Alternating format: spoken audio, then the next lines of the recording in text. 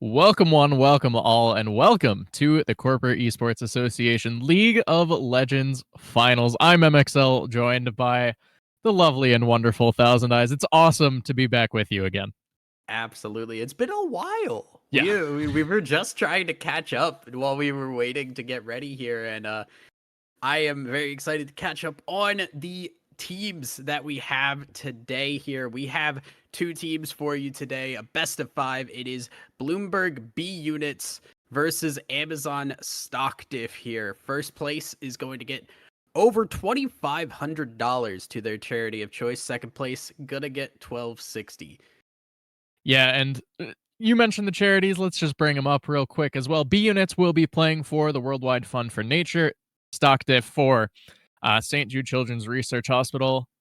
First place, like you mentioned, getting $2,520. You know, that $20 makes all the difference, of course. But second place getting $1,260, and third place has already been determined. That will be going to Epic Victory Royale, who won $420 for Doctors Without Borders. But this series ahead of us promises to be something kind of fun, from my understanding. I mean, you mentioned Stock Diff. We keep seeing them here. I think this is what, their fifth finals in a row. They're Yeah, insane. it's crazy. Every time we get it, it's like, okay, who's Stockton playing? Kind Yeah. of like we're just trying to figure out who the opponent is at this point. Stockton have just been so good, good enough that when we got our doc sheet about stock diff, it said, quote, the eras tour. Yeah. So they're very well aware of when they are coming back. B units, though, they have had a bit of a run here. Started out as the 8th seed in the playoffs and have lost their first winners round one, have went all the way back through the losers bracket to get to this point. Yeah, and I'm interested to see how that's kind of going to impact the series. There's often this idea of you have that momentum just carrying you through, of some sort of miracle run through that lower bracket. I'm interested to see if that's going to pan out this time around, as we're already popping into the draft. Tessa, take it away. Yeah, as we see, pretty standard bans for the most part. Vi has been seeing some play, not only in jungle, but even in mid lane has been coming around. Aurelion Sol, Skarner, Lilia, Kalista, these have all been very strong champions in their own rights here. The Nico first pick makes a lot of sense. Really good team fight potential there. Just can fly in with the ultimate, and the Hui has been the response pretty much to a lot of lanes. Very safe, scales up extremely well, and when you already know what you're going up against in that mid lane, you don't need to worry about getting counterpicked. Yeah, a little interesting to see the Janna come in this early. I think I've been seeing a decent amount of Nico support. Um, I believe at MSI, probably Busio now that I'm thinking about it, but uh, Janna into to Nico potentially, of course. What are your thoughts here on the potential support matchup? I mean, it's not fun for Janna, for sure. She doesn't like dealing with a lot of poke because she doesn't have a shield cooldown to constantly trade. But I'm gonna go out on a limb and say I think Nico mid is too good to Okay, pass up having that in the mid lane. Volibear there you gonna go. be picked up, and I was also gonna bring up, yeah, I don't think uh Amazon support wants to play poke support. I think it's going to be engaged. I checked the OPGG, saw a lot of Blitzcrank, a lot of Nautilus, a lot of Maokai. Like, engage is what we're looking for from Stock Diff. Well, especially considering the name "No I Hook You," you would like to think You would they're only think. going to play hook champs, but you never know. Some people are weird. Some people just randomly pull out the Nico support. I don't speak for myself at all, I swear. But Fiddlesticks locked in as well. This almost early, I'd say. I feel like that's kind of one of those picks you want to hold way later normally. It is, but it's also a very favored champion for Bloomberg's Yeah. jungler here. So like they do want to lock that in and feel comfortable getting that before it does get the potential to be banned. Because generally when you get into the second phase of bans, that's when you start to see some of the pocket picks get taken away. Yep. So Fiddlesticks gonna get locked in beforehand. A little scary into something like a Blitzcrank, because it does have the capability to just grab Fiddlesticks if he's channeling his ult over a wall, and you do see him. So have to be very aware if those places that you're ulting from are warded or not. Yeah, and I'm also a little interested to see how the Fiddlesticks Way match or pairing rather is going to work out. Oftentimes, when you see these AP junglers, you think Fiddlesticks, Karthus, right?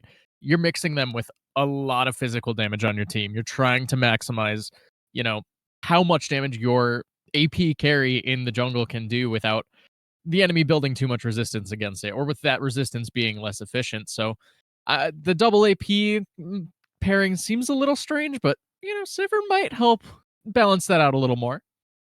It's interesting to see Sivir because I don't think she's been prioritized pretty heavily. We are pretty far down on the 80 carry tier list here though, Yes. because so many got banned in that ban phase there. So Sivir coming in, gonna be good at the very minimum to just push wave and not interact with Blitzcrank. You also have the spell shield, so a little bit less worry there. Janna can tornado if Blitzcrank tries to run up. This is basically just saying we don't want to interact with this Varus Blitzcrank in the bot lane here. Yeah, and that totally makes sense to me, especially looking at, what are the champions that can easily escape the Blitzcrank? You already saw the Tristana and Ezreal bend. The third one would just be the Sivir at that point. So, regardless of if it's the strongest AD left or not, it's more than likely the safest. As Xin Zhao locked in for the jungle of Amazon and Poppy top. Wukong, well, I don't okay. think the Poppy would have been bad. I I'm would gonna have be preferred honest. the Poppy, but I think the Poppy would have been good. Poppy is really good actually recently. Does so much damage and still just doesn't take it back. So Wukong does give a little bit more engage potential, can set up for a Fiddlesticks ult, unlike what Poppy's capable of doing. yeah. So I do see the vision here. But definitely it's something like if you want to try and play around this way Sivir, who I think late game are really going to be your damage threats, having a Poppy could be nice to block the Xin Zhao and the Volibear as well. Even a Nico dash from the Rocket Belt as well. Yeah. So would have been nice. Not gonna get that. The Wukong though does make this a little bit more of a proactive team, which I think with the Fiddlesticks is not bad.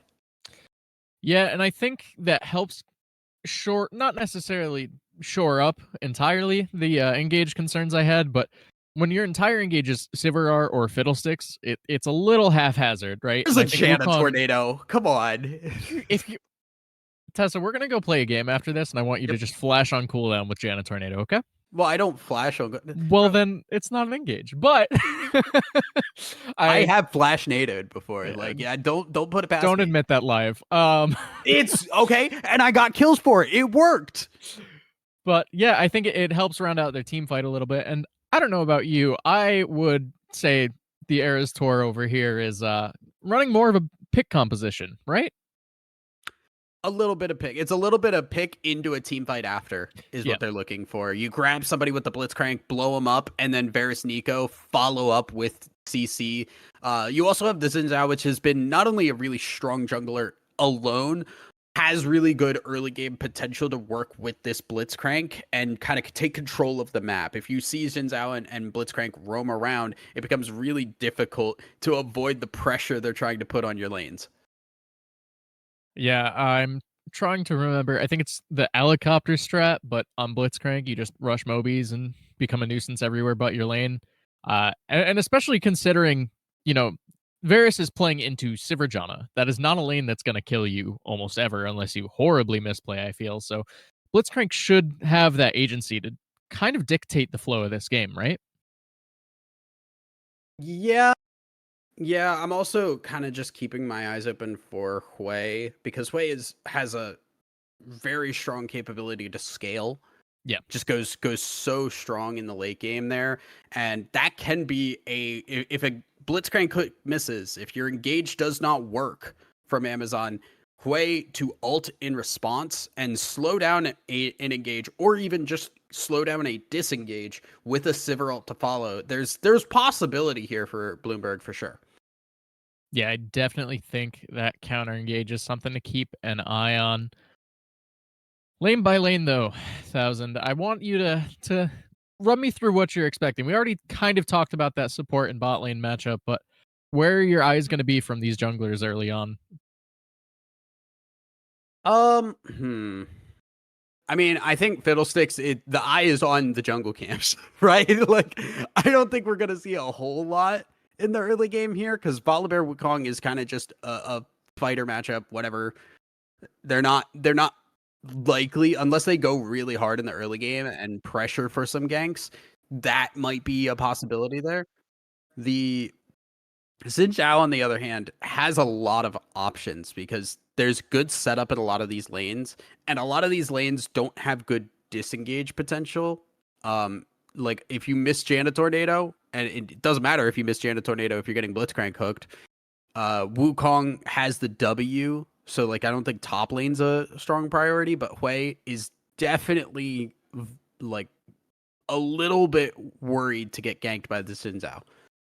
So yeah, I think I can agree with a lot of that. My question then would be is Fiddlesticks going to try and maybe play for that counter gank in mid just to keep that Hui alive, keep the Hui scaling, and you know, point and click fear is a pretty strong way to disengage a gank. It is. It is. For sure. And Hui does have the ability to just throw out the fear himself and just throw away a Blitzcrank or something. But it's still a little sketchy. There's a little bit of scaling that has to come from Bloomberg, and Stock Diff kind of just has the ability to go at any point in this game. Yeah, I think it's definitely going to be quite an interesting game one. Yeah, I mean, nothing necessarily too surprising, I don't think.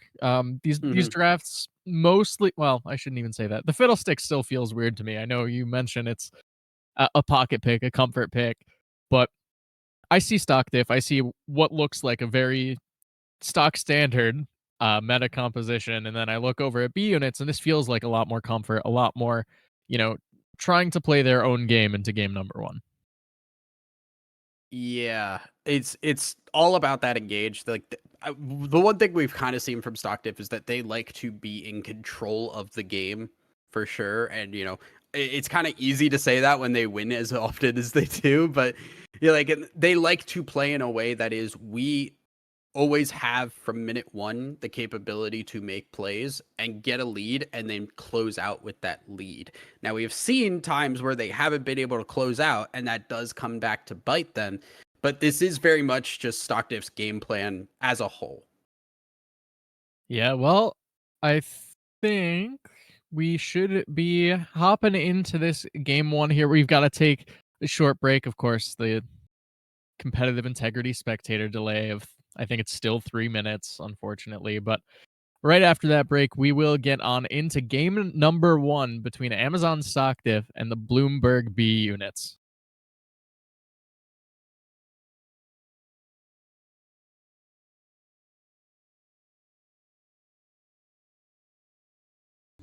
Welcome back, everybody, to game one between Amazon Stock Diff and the Bloomberg B units. We've got what should be an interesting first game on our hands, as John forgot to buy items already.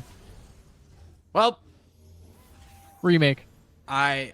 Sometimes there's a strat, right? Like sometimes you have an idea. I don't think that's what's happening here, but I'm gonna give benefit of the doubt. We are walking into a Blitzcrank. Yeah, Blitzcrank hasn't even thrown the hook. It'll come out now. No, I hook you with the flash ignite for the first blood. Oh, he didn't even flash. No, that was flash. That was flash ignite on the Volibear, and Blitzcrank taking that. Not ideal. This does give Janna an opportunity to buy items. So you know what? I think honestly, a little bit of a bonus to B units. Now they get the chance to get items on their Janna. I'm not sure think about it. No. Because if you think about it, Blitzcrank's not backing and buying items, right? But Janna did. So this is actually they're ahead now. That's definitely a take. The flash and heal burned from Sangchu, and Shy Boy burning the flash and ignite, like you mentioned. Vizera, though, finding out the Wukong early. Ooh, W start too. Yeah, that's rough. That's really rough. That means level 1 is, even with the flash ignite down on Shy Boy, level 1 does not matter.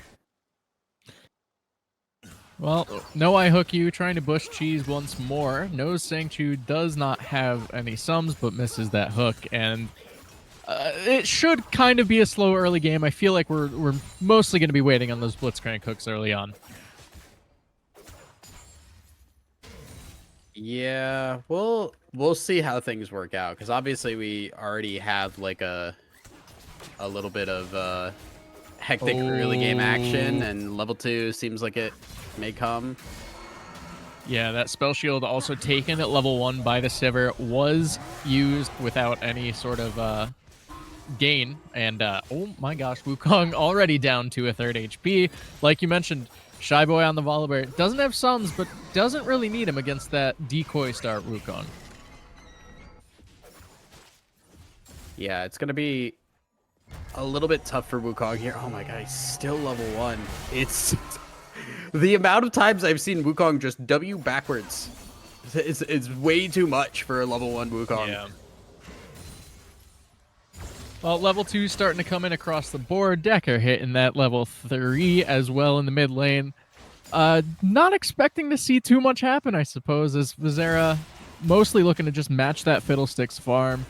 And it's a farm game early on. Yeah, I mean, top lane is going to be a little rough, because, I mean, Shy Boy can just, like, do that, and the Wave Crash 2 coming. Fiddlesticks is here. I do like the Fiddlesticks is here, because that would have been a possibility for a dive for sure if Xin Zhao was pathing towards the top side, but is going to just be the push in and easy back for Volibear. Yeah, I mean, should help relieve a little bit of pressure. Well, words are hard, apparently. Wukong able to pick up a little bit of farm. We'll get that reset. Might hold the TP, although might want to just use that, get a little bit of an XP lead. No, is going to opt into holding it. Look to use that later on. Maybe get a play across the map. Yeah. It's going to be a little tough. We're going to see how objectives are going to work out here, because I think it's going to be a little tough for Fiddlesticks to make something happen here. Yeah, I'm interested to see specifically how these two teams will end up playing around those Void Grubs, see if either jungler prioritizes them. I know Fiddlesticks has that little bit of AoE bonus, but I don't think if Fiddlesticks really ever wants to fight a Xin Zhao, it feels like a bad time. Yeah, it's not great. Xin Zhao definitely gonna have control here, and you can kind of see that right now with how Xin Zhao has been able to just get pressure in this mid lane here, helping the Nico shove in the mid lane. Should be able to get a back, and now moving down towards the bot side to take the scuttle away. Did not get the top scuttle here. It was actually the Fiddlesticks that grabbed that, so a good start at least here for Fiddlesticks, but now lots of pressure going into that bot side jungle. Yeah, it looks like we might be setting up for a dive or a counter dive, although all I saw was Janna burn flash and the camera staying top lane, so it really didn't think anything important was happening bot. Look, they're not doing damage to each other. Top laners are doing damage to each other. Some things never change. Spectator client loves top lane. It does. What's there not to like? Have you seen this Volibear? Like I'm gonna refrain from commenting. Volibear is not a fun champion to play against, but still not a ton happening. Just that level 1 play coming out from stock Diff, as now we see a little bit of a skirmish happening here. Shy Boy looking to engage. The hook lands down bot side onto the Janna. Derfa Herpson getting exhausted rather, and will not be able to do anything as the heal comes through. Sangchu gonna pick up the kill in the 2v2. Jackbox trying to stay alive. No, I hook you. Only gets the knockup down onto the Sivir, and Sangchu with the double kill bot lane. Jeez. Sivir's on the board. Yeah, a little bit of an over-engage onto the Janna. Didn't do anything to the Sivir. And Janna just gets to hit exhaust while Sangchu just gets all the time in the world to whittle down this Varus, kills the Varus, and it's easy going from that point on. Yeah, I mean, we mentioned kind of thought the Blitzcrank would have a better time in this lane, and now all of a sudden Sivir 2-1-0 after that rough start. Didn't have the sums, but wasn't punished for it in that early stage. So B units, kind of what you were hoping to see come out from them. Definitely. I mean, especially seeing the Sivir get 2 kills early, so crucial. When we said Sivir has a little bit of a time getting to a scaling point, there's a little bit of concern of the short range of Sivir, but if you do enough damage, doesn't matter because you're just able to one-shot people. Hook misses. Hook goes wide. Vizera jumping in onto the Fiddlesticks. Will end up falling down. Boomerang Blade comes out, but Sivir wants no part of that. So just a quick pick in the jungle for Stock Diff. Yeah, Luffing it not in a good spot. And gets caught out a little bit. Also does not have that ult, so not really in a place to team fight right now. And Vizera taking good advantage of that to go in, grab the kill, and now we're taking a dragon, taking those early objectives that we wanted to see from Stock Diff. Yeah, and that's kind of what you need to do against these scaling comps, right? You talked about that scaling that Hui has. Fiddlestick's no slouch in his own right either, so getting that pick, converting it into that neutral, and now you're looking at a 700 gold lead for the side of Stock Diff here 8 minutes in. Just under, rather. Yeah, and that's with the double kill bot lane too, yeah. Right? Like, that's really tough. Decker now getting root. Yeah, the root lands. The Pop Blossom comes through. Vizera trying to clean it up. Will end up picking up that kill. Ticks over to level 6 with it, and now Fiddlesticks 0-2-0 to start this game. Yeah, this is, why we wanted to see Xin Zhao in the early game against this Fiddlesticks. And we said, level 6 is that break point for Fiddlesticks. Vizera recognizing that, keeping Fiddlesticks at level 5, getting a kill, then immediately going into the jungle to keep Fiddlesticks at level 5. Would have been nice to get the kill onto Nico, but still great to grab a kill and get out here. You can see the farm difference in the jungle too, starting to add up. And with that kill, we're now seeing Vizera also get the grub. So early game control going really well for Stock Diff. Yeah, and the big thing to note with that second kill in particular, Vizera getting that while in the jungle of the Fiddlesticks. So able to pick up that farm as Shyboy might be looking for the dive, has the ult, can look to disable that tower. Potentially, if this is a fight that they want. It looks like it won't be, but with that kill being in the jungle, Xin Zhao just takes all Fiddlesticks camps. There's nothing they really can do about it, so helps extend that gold lead, that farm advantage in the favor of Stock Diff. Yeah, putting Fiddlesticks behind is so big, and we just hit level 6 now, so the Crow Storm is ready. The question is, can we find an angle to use it? Because it does not matter how good that ult is if you are always pinged out and at risk of getting thrown around. Now I Hook You is going to get feared away, but they might have gone too far. Decker might be looking, but decides to back away. Howling Gale comes through, but finds nobody, so just a little bit of fun to be had in the river. Yeah, very close, though. Could have gone very bad if that hook had hit. Yeah. Got another 2.5 on this Infernal Drake? No, Hextech Drake. How is that still bugged? So here's a fun thing that was brought up recently. Somebody said, "Oh, we got Crow Storm." Finds the fear down onto 2. The drain comes through. Flash is burned everywhere, but that will end up picking up the kill. The tower shot does not quite find Sivir, as now No I Hook You might end up falling.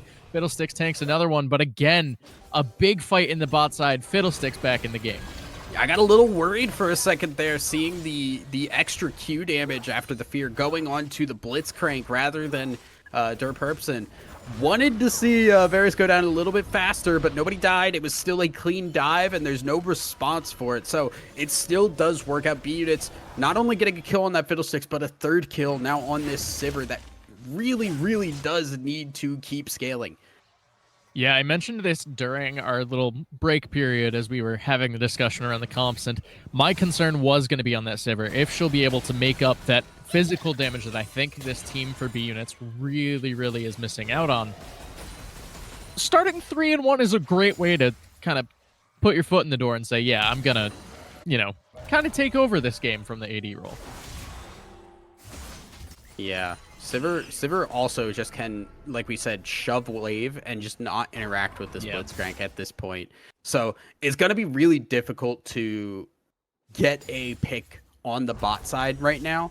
Even if Janna roams, Sivir just gets to hit Q and E or Q and W and just clear the wave and walk away. Top lane, Shyboy has had a lot of control. We can see a big CS differential building here. Wukong has not had an opportunity to get in on these minions at all. Every single time it's been under the tower, and it's been a lot of poke from Shyboy. The shield giving a lot of time, and the plate gold is also huge. Yeah. I don't know if I'll speak for both of us here, but anytime I see a Wukong falling this far behind early on, it's rough. It isn't what you want to see coming out from this champ. It feels like a very early game focused duelist, and that W start really kind of put a damper on that game plan for the Monkey King in the top lane. But you know, maybe there's a world that Miracle Cyclone comes through and you have that ability to really set up the rest of your team to succeed. Howling Gale lands, as we now see. No, I Hook You just gets that hook. Spell shielded. Vizera gets exhausted. Nico's coming in. The Nico gets knocked away by the Janna ult, but Derva Herpson will be able to pick up the kill. Looking for a second. Sangchu will end up falling. It's a 2-for-1 in the bottom side as Vizera was taken down by the Sivir. No, I Hook You, though, will be the fourth casualty, making it an extended 2-for-2. Yeah, and it's unfortunately for B units, it is the AD carry instead of the support for stock diff. And with that TP down, Shyboy gets first tower. See, that's 600 extra gold to this Volibear. Wow. That's already been a big problem. Volibear is one of those champs that can snowball really hard, just hits really hard, does not take damage in response. And Shyboy is at a point where this front line might be a little bit too much to chew through in this mid game. Yeah, it'll be interesting to see, but no, I Hook You looking down onto Pryor. The flash comes out, rocket grab as well. Decker right there. Vizera just yoinks that kill with the audacious charge. Yeah, Pryor getting caught out, and right as Dragon is spawning too, so I don't know if fighting this is the best idea. We're going to go for it anyway. Yeah, Cyclone comes down. No Crowstorm available, but Vizera gets knocked up a second time. Sangchu. Jackbox going to find that knockup as Sangchu picks up 2. Wukong picking up the 3rd, and now it's just Derpa Herpson and Shyboy coming down. Shyboy is thinking. Does have the first item. Might be looking for something. Derpa Herpson doesn't necessarily want it, but Jackbox is low. Finds the ult down. Ooh. Will be able to pick up Sangchu. That's 1. Trying to get the kill down onto the Fiddlesticks. Make it 2. Shyboy finds the Wukong for 3, and Jackbox is left limping away. Stock Diff in the 2v4 take the fight and take the dragon. That was a 2v3. That was absurd. Crazy turnaround there for Shyboy to come in from the top side. They had to play that so carefully because one person going in first would have been disastrous, but Shyboy goes in just at the right time. The ult from Derp Herpson at the same point meant CC in both directions, impossible to turn. And with the dragon hitting as well, bought a lot of time for them to just whittle them down and then go in at the right moment. Really smart play from Stock Diff. Yeah, now we see that Rift Herald available for the taking, I believe, unless that icon's lying to me, but looks like the Rift Herald. Yes. Okay, cool. We now see Stock Diff trying to start that one up. Of course, B units kind of taking that fight, I'd say, on uneven footing. There was no Fiddlesticks ult. He just kind of ran in and was hoping for the best. Wukong ult was there, but not a great setup. And it looks like they're just going to give over the Herald here as well. So interested to see how that next Crowstorm is going to be used. It's kind of all on the Crowstorm at that point. That is the great equalizer for B units. And while they're not super far behind, crazy far behind, it is a little difficult when things like that happen. Yeah, Pryor just caught out, and now the ult comes down on the top side. Shyboy knows there's no decoy available. It's just a free dive up there for the Volibear. Decker trying to defend this turret, but will not be able to do so. Sangchu doesn't seem to want to go too much further. Sangchu's on. Sangchu's got the ult popped. Oh, well, not well enough, as apparently Shyboy now has found out Jackbox up in the top side. Will just be able to walk away, courtesy of that Howling Gale. But Herald getting a second charge here in the mid lane. Again, Stock Diff kind of just playing this off of better tempo. They got the dragon, they got the fight on that bot side. Since then, they've got up on the top side, got another kill, pushed this Herald in, got kills and towers off of that as well. And now you see Shyboy gets to back gets the Omni Vamp now as well. So it is going to be insanely difficult to push this Volibear out of lane in a 1v1 scenario. Yeah, this Volibear build is gross. You mentioned this to me, and I was like, nah, there's no way, right? And now I'm looking at it, and I already hate it. But it does look like we had a pause come through as a result of a disconnection, I believe. So you get to see our ugly mugs once more. 1,000. Why are you saying mugs? Well, that's just the... Listen, it rhymes. But, you know, I want to hear where your head's at if you're each team right now in this game. You mentioned, oh, we're back into it. Well, that was short-lived. You know, you could just say you don't want to hear me talk. It's cool. I get it. You wouldn't be the first. Wow. Regardless, I mean, like, B units, they need to find Crow Storms. It's all about their ulti cooldowns. It's all about getting the picks. I don't think they can take a full 5v5 if Shyboy is there. They need to find Crow Storms where Volibear is not involved, and I think they can win those because they do have a 6-kill Sivir. It's 2 items down. The Sivir is going to start to hit pretty hard right now. The problem is they just don't have a front line that can handle what the Volibear is putting out. So frontline v frontline, not great. But if they can play around the fact that Volibear is not sticking with the team too great, that's their option. Yeah, I mean, that's the big deal with that Ignite, though, is kind of punishing if that Volibear is not there. Like you were mentioning before, if you see that window where Volley's in the side lane, like he currently is, maybe there's a world you can look for that ult in. Maybe there's a world to look for any sort of a fight, but easier said than done, for sure.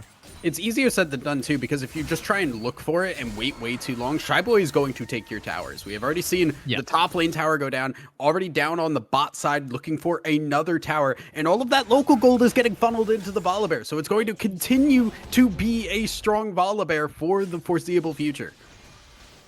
Yeah, and kind of silently, we mentioned the lane not going super well bot side, but Derpa Harpson's 6-2-2 now, and even on farm with the Sivir, so just as strong in terms of the gold at the moment.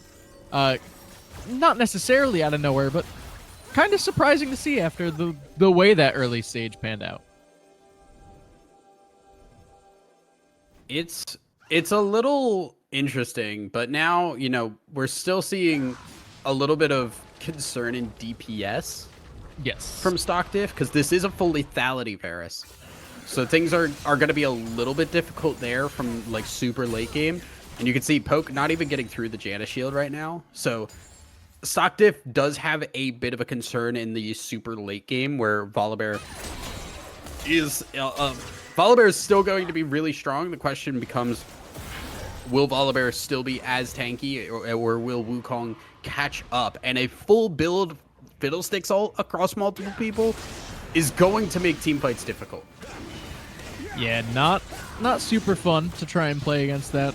Ocean Drake, though, seems to be uncontested. Stock diff should just be able to pick that one up, but it looks like the Nico's been found out. Decker getting feared, hit with that Crowstorm teleport coming in as well from the Wukong. Decker will end up falling as a result. Pop Blossom doesn't quite connect, but the flash out from Wukong keeps him alive.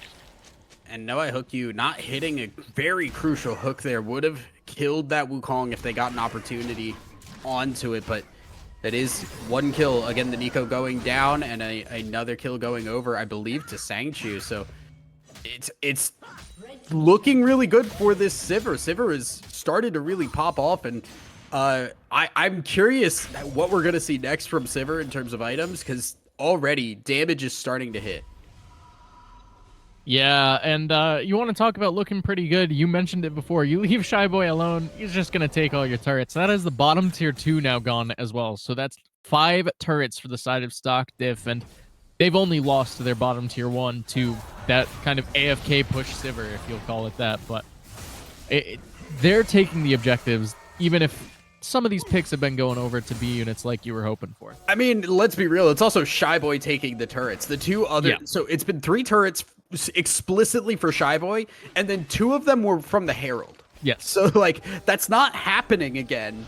And, like, it went because they had a lot of people there. Shyboy, alone has been taking so many turrets. And again, that local gold is doing wonders for this Volibear right now. 2.5 items, has the Spectre's Cowl, so not even the Hui or the Fiddlesticks are going to be able to put out a lot of damage onto him at this point, and he's able to stick with the team. Level 14 to the level 12 of this Wukong. Yeah, and with no other turrets left to take, Shyboy grouping with the team, trying to get this top tier Thank 2 you. on the hunt, being popped by the Sivir. Vizera being focused down a little bit, but will be able to just walk on out. Nothing to come of it. I got really scared seeing Sang-Chu frontline there. I felt like that could have gone really badly if they were not in the right position there. Could have gone stock diff turning that around, but it is another tower lost, and it is not really much gained for B units now, as they're going to have to reset. The waves have been so rough for B units. They've not found a way to get control, and that's with a really strong wave clearing champ. They've only been able to really wave clear and then back away, like we're seeing Sang-Chu do now. There's been no capability to actually get onto these turrets. Yeah, and that's the one kind of major downside I see from this composition, is that siege potential doesn't seem to be quite thorough, I guess is the term I'll use, but yeah, they don't really have that ability to walk up and hit a turret. It's pretty much just Sivir, and if she's in range to hit a turret, she's in range to be threatened by a lot of stuff. Shyboy, though, seems to be the focus up here in the top side for members of the B units here as the ult comes through. Whale coming through as well, but Sang-Chu finds the shutdown. 8, 3, and 2 now on the Sivir. Yeah, how much was that shutdown, actually? Because that's a lot of gold there to Sivir. Now on the hunt popped. Sang-Chu just trying to get Lumfinite out of there. Honestly, this is not looking too bad now. Sivir, 8 kills is kind of crazy here. Yeah. And it's going to make up for a lot of that turret gold that we talked about with Shyboy. And Shyboy also kind of playing a little bit lackadaisical there. Pushed up without any objectives to be taken on the bottom side. There was nothing that was lost for B units there. And that's kind of been the thing that we've seen from stock diff, is mostly they've been pushing up, taking objectives, while Volibear is doing things on the other side of the map. This time, the one time Shyboy pushes up and there's nothing to worry about on the other side of the map, B units collapse in an instant. Yeah, and that's the one downside with taking 6 turrets really early, is now all of a sudden, there's nothing really quote-unquote safe to play for. Volley's topside, Baron's topside, Volley dies topside, your team can't take Baron, you're outnumbered there, so really smart punish coming out from the B units, as now we're looking down the barrel of an Ocean Soul, potentially before 25 minutes, at Drake spawning in 40 seconds. Yeah, Lumfinite having to burn Flash there. That's really rough. 30 seconds before this dragon. Crowstorm is still available. On the hunt is just about to come back up. Oof. Okay, Varus is starting to hit a little bit now. Jagbrock's losing half health, and now Shyboy a little forward. Yeah, Wukong trying to look for an angle in, but that Nimbus Strike not going to come through again. Is on cooldown, but the hook lands on a Sang-Chu. The Sivir gets popped from out of vision. Crowstorm comes in, but it's not going to do quite enough. Shyboy diving into the backside as Wukong trying to do the same on the other end. Nico ult finds 2 as Varus cleans up the Wukong as well. Make it the Fiddle on top of it, and it's just a poor, lonely Hui trying to walk away from Decker, and the Shyboy.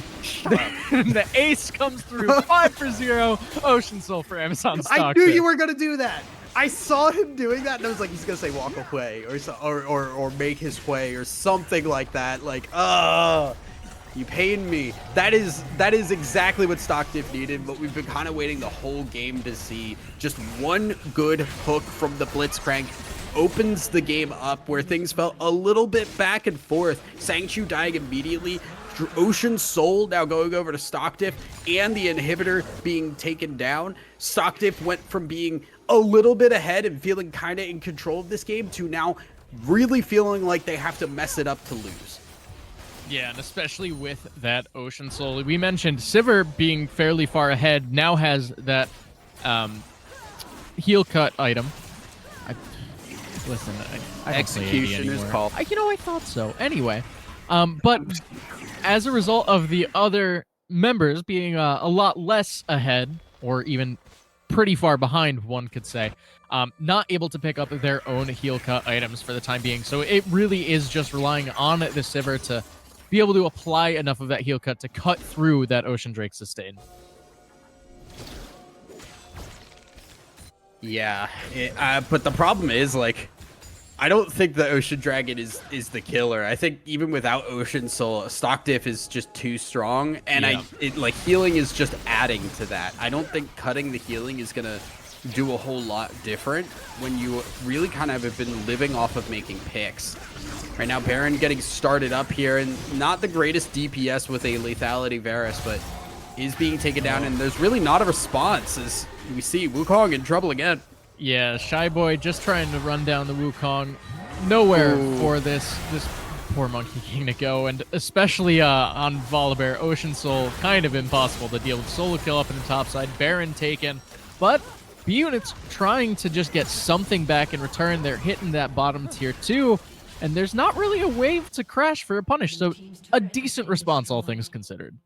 I think that's the only response. I think that is the response they have to make, because they're not contesting that Baron in any world. Yeah. So they have to get this. They have to get some gold and back. They might lose this tower, but really, it's kind of okay. Sivir Sangchu is really far forward. Big knock up.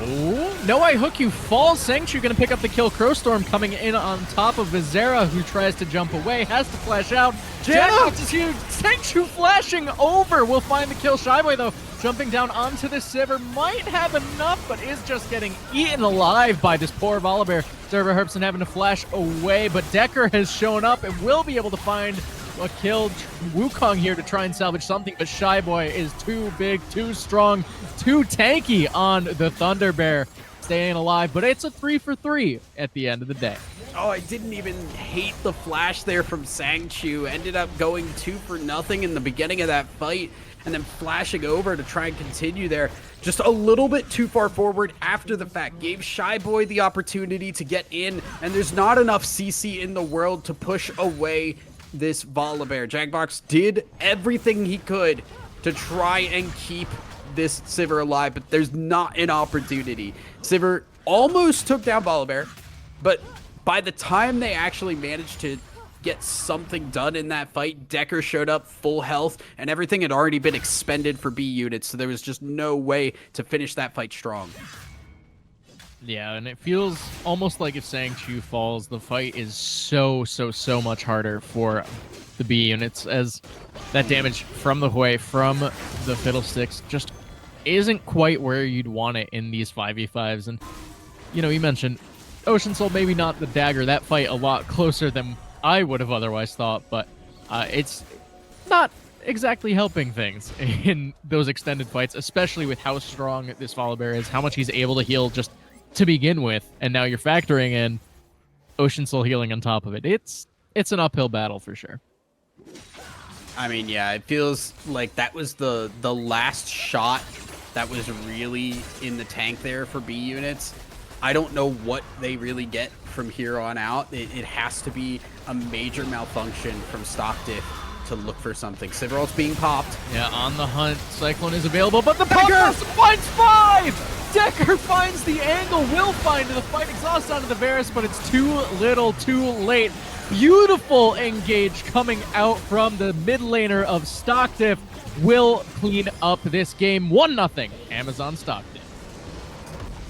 And in a game, again, that kind of Stock Diff did exactly what we wanted to see from them. What they have always done. It's get the early lead and push things from there. Never give an opportunity and keep the tempo high. Stock Diff are so good at that, and they continue to do it in this game. The Volibear had a lead from level 1. The amount of time that we just saw Wukong unable to walk up to the wave and topside, Shyboy controlled that topside, and from that, yeah, bot lane went a little bit awry, but it didn't matter because towers were being taken in response. The amount of gold going into that Volibear did not match what Sivir was getting. Yeah, I mean, just a few score lines to look at. Notably, 10, 1, and 8 for the Shy Boys Volibear. Kind of that linchpin I think we were both expecting with that Ignite, that potential to be punished for it. Just was able to get off the ground early. 10, 3, and 7 for Derpa Herpson. And mind you, that's after that double kill that happened in that bottom lane early on. And now on the opposite side, I think B Units had a lot of good looks. You mentioned that top fight after the Soul, after the Baron, going 3 for 3. You can look at that bottom lane, early 2v2 in a lane that we didn't think there'd be any action in, and still, Sangchu, 10-6-4 in a losing game. That's not that bad from an 80 carry role. Board also most damage in the game. Like, despite Shyboy really beating the crap out of that Wukong, Sangchu still had more damage, and the Sivir was hurting. I think there was very much in a closer game that had every opportunity to go in Sangchu's favor. It was going really, really well for a long time. Sangchu was burning down that Volibear. The problem was they were just losing out on their front line a little bit too early. If you had just a straight tank in the top side and you had a little bit more front line to work with, I think Sangchu does have an opportunity to win that game. So, Tessa, the question I always ask after game 1, what do B Units have to change going into game 2 if they want to, turn this series back into what would turn into a best of 3 at that point, right? You're looking for that 3 of 5, 1-1, you're back to even. What do you need to get to that point? I think you just need to sack top lane and not try to go bruiser v bruiser. I think it's just not going to work out. I think Shyboy is playing too well on the day. You took the opportunity to see if we can get anything on that top side. And I think the best opportunity is just go on a tank. There's a lot of really good tanks right now that could just play frontline, and you've already made it clear your bot lane is capable of winning even in rougher matchups. So I want to see them just say top lane, just frontline, just be a body and let Sangchu do work and play a little bit more around that bot side. I think the Fiddlesticks was not the worst pick in the world, but it did get punished really hard. And if you have a little bit less fear of that jungle going badly and a little bit more capability to stay alive on that top side, that game goes a little bit differently. Well, we'll have to see if that's what they look to do. Game 1 goes into the hands of Amazon Stock Diff. Game 2 coming up after the break. We'll be right back.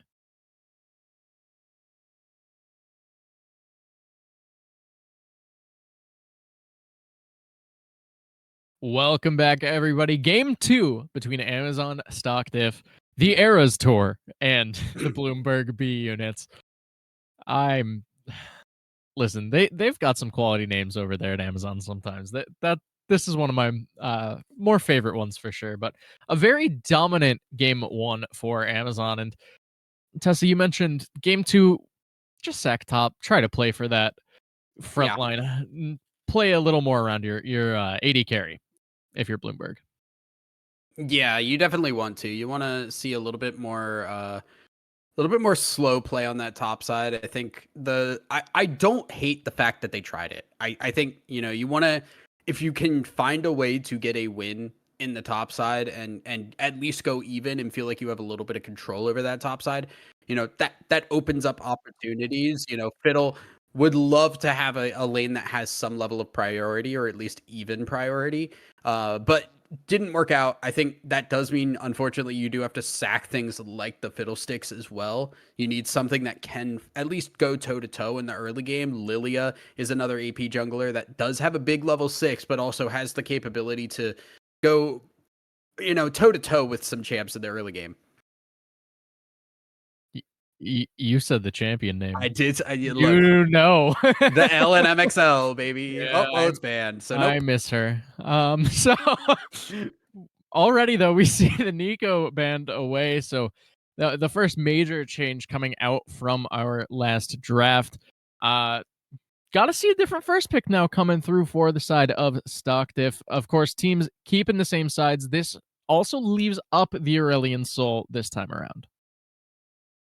Yeah, the Aurelion Soul being up is a little worrying. If you have not been watching the League of Legends meta, Aurelion Soul is a very easy champ to just scale on and become disgusting in the late game. So that is a very strong possibility, I think, for a pick here in this R1, R2 range, because there's not a whole lot that can be picked into it. You can pick Assassins, and Aurelion Soul definitely doesn't like those, but it's not the end of the world because you will still scale as long as you don't get run over in the other lanes.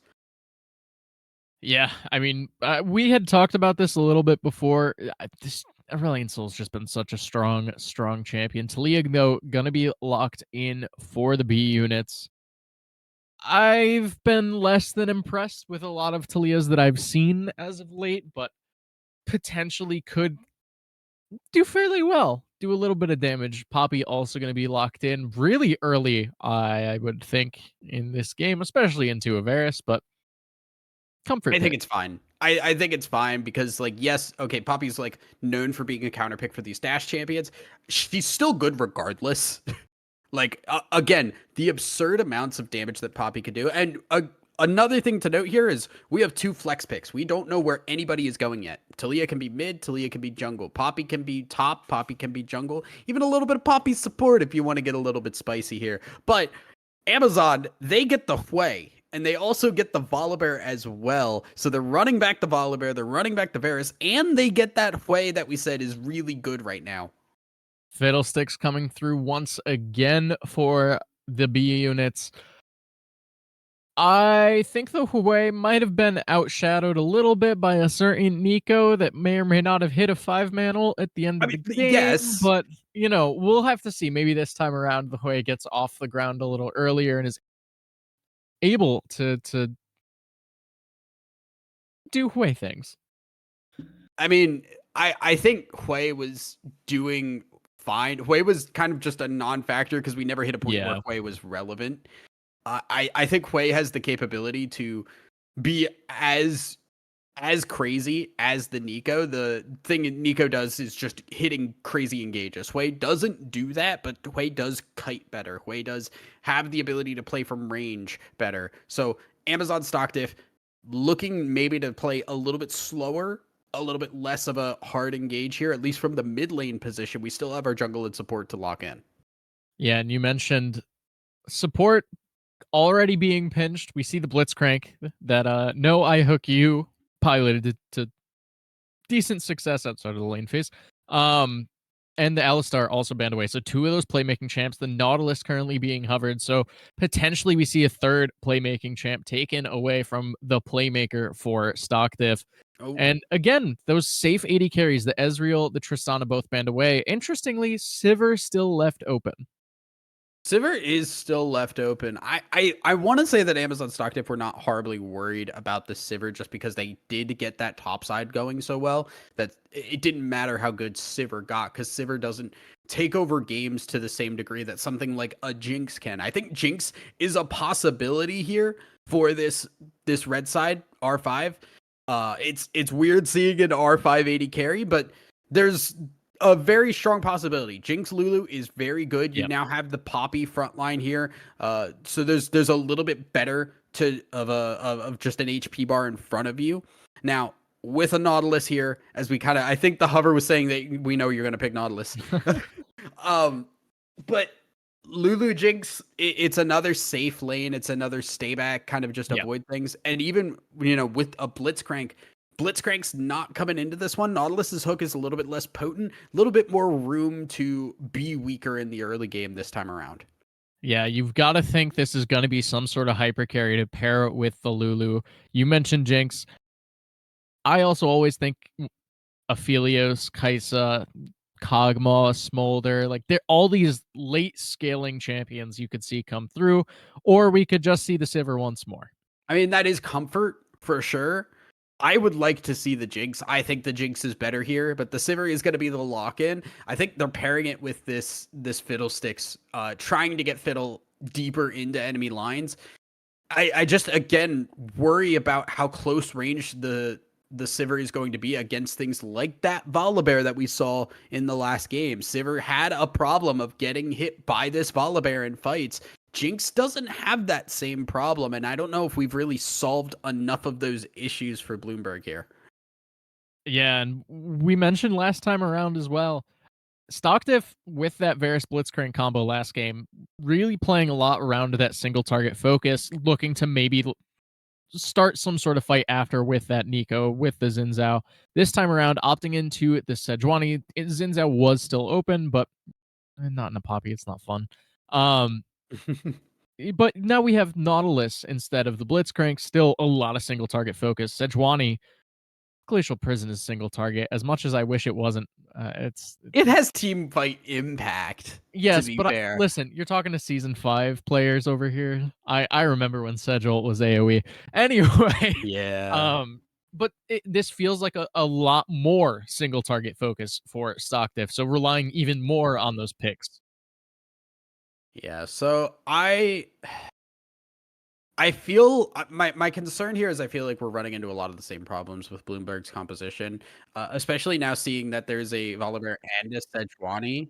We now have a really strong front line, even harder for Sivir to chew through. And Sivir was struggling a bit with that Volibear. Now a Sejuani and a Volibear there, it's a little bit less backline access, a little bit less worry. Like you're not going to get hooked over a wall this time, which was kind of the straw that broke the camel's back last game for sure. But it's still difficult for Sivir to work through this front line, and that's a lot of their damage. Talia isn't really, I would say, a DPS champion. She just kind of catches people out and bursts them for other people to try and finish off. Yeah, and you mentioned, well, we discussed the Aurelion Soul being available. When Talia was released, it was like the Talia A Soul meta. You were just playing to roam, you were playing for a lot of your side lanes. I'm interested to see if Prior is going to look to do something similar with this champion and just try to play through bot side, try to just get this Sivir ahead, because it worked last time, right? Like it might be something we look to at B units and see, all right, play through that AD carry, just get this Sivir to that kind of untouchable status with that enchanter supporting them. Yeah, it's gonna be tough because, like, again, I think Sejuani early game has much more impact than this Fiddlesticks is going to have. I think Yeah. Volibear is going to push in Poppy. I don't think it's going to be any different than what we saw in game number 1. And that concerns me a lot because that was a lot of the problem that B units had. I don't feel like they solved their issues. I don't think mid lanes really go that much different. Hui versus oh my goodness, what was the Nico Hui Nico, matchup yeah. versus Hui Talia? Like it's kind of we're just swapping mages at that point. And yes, different team fight potential, but in lane, not a whole lot is changing. I I like the ghost here. So I'm glad that we're getting ghost on Sivir this time around. So a little bit easier to kite. I just, again, short range, very scary here. Well, we'll have to see if they're able to pull this one out. Stock diff up 1-0, looking to get the chokehold on this series. B units trying to tie it up at 1. We're going to take a short break. Game number 2 will be on the Rift right after this.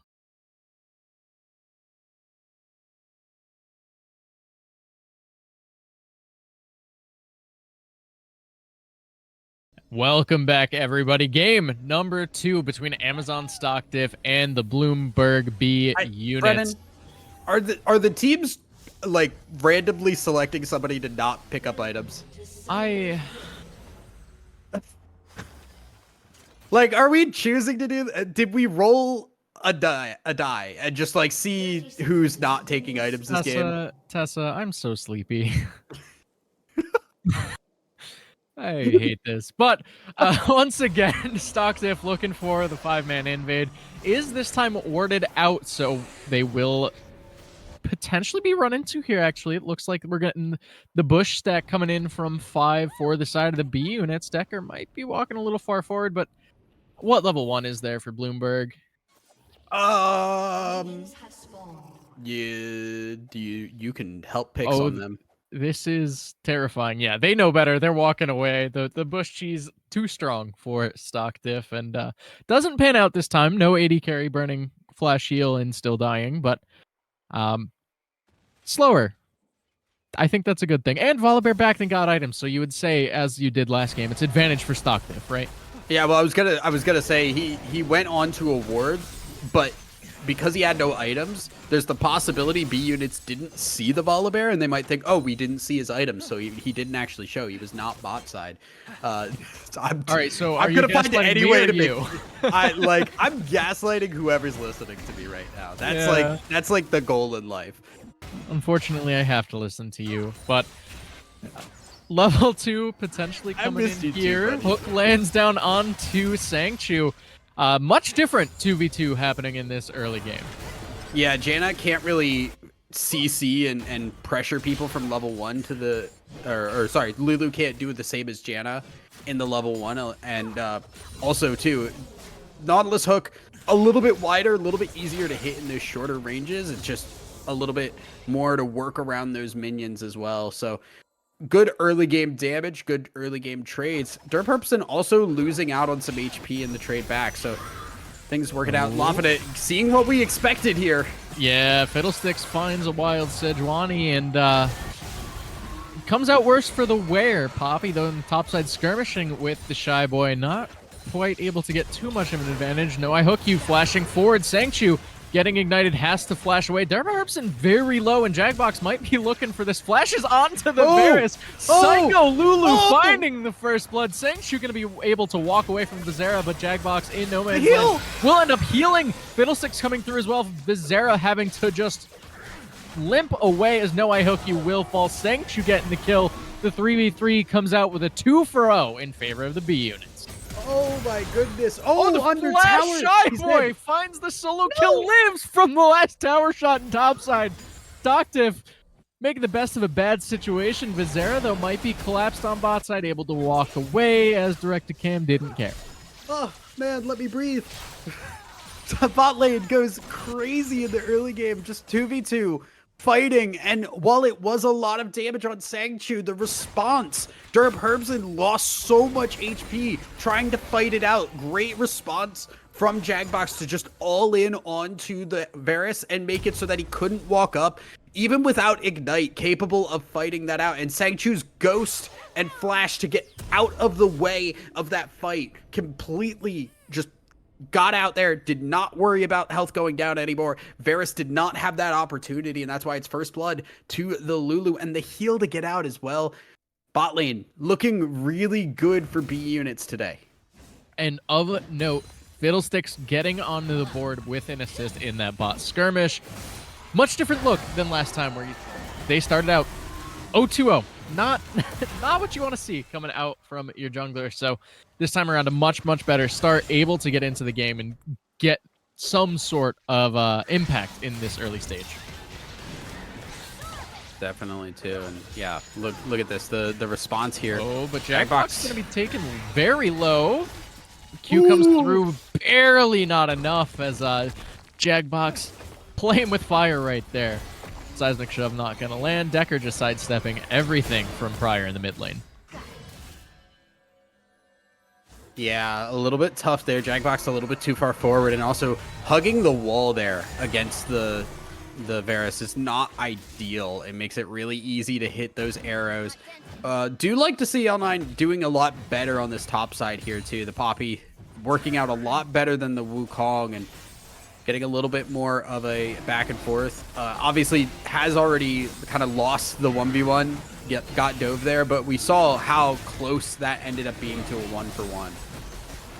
Yeah, and you mentioned doing better, at least is even/ahead on farm as Shyboy ticks over to level 6. The Thunderstrike comes down, having to flash away from the ult of the Shyboy, who just goes right on back to farming. So that advantage coming right back. Sanctuary, though, no mana. No I Hook, you might be looking forward. Spell Shield on the hook. Jackbox will just walk away. Yeah, Jackbox playing with fire a little bit here. I do like the positioning here for another hook lands. Sivir gonna get hit with that one. Sanctuary just gonna turn in, try to get Derpa down, but Vizera is here. Ooh. No I Hook you picking up the kill. Less than ideal, but AD carry is dead. AD carry is dead. So it is not the end of the world, but yeah, you definitely would have loved to see Varus get that. Is gonna just shove the wave now to try and get something here. Jackbox, again, playing a little bit with fire here. Yeah, but I think trying to Fiddlestick and bait. Wings. Yeah, Fiddlesticks was there, but there's no Crowstorm. So I don't know if that would have gone the way that they were hoping it would have. Regardless, Sangchu doesn't miss a whole lot in terms of minions at the end of the day. So not losing out on experience, at least for the most part here, which is very crucial. And importantly, too, we saw the dragon go down, but seems like this game's going just that little bit slower, which is great for B units. That was one of the major problems they had in game number 1. Yeah, I mean, it was a slow early game that just ramped into chaos, realistically, as the game progressed. But, yeah, it feels like they have a little more control this time around.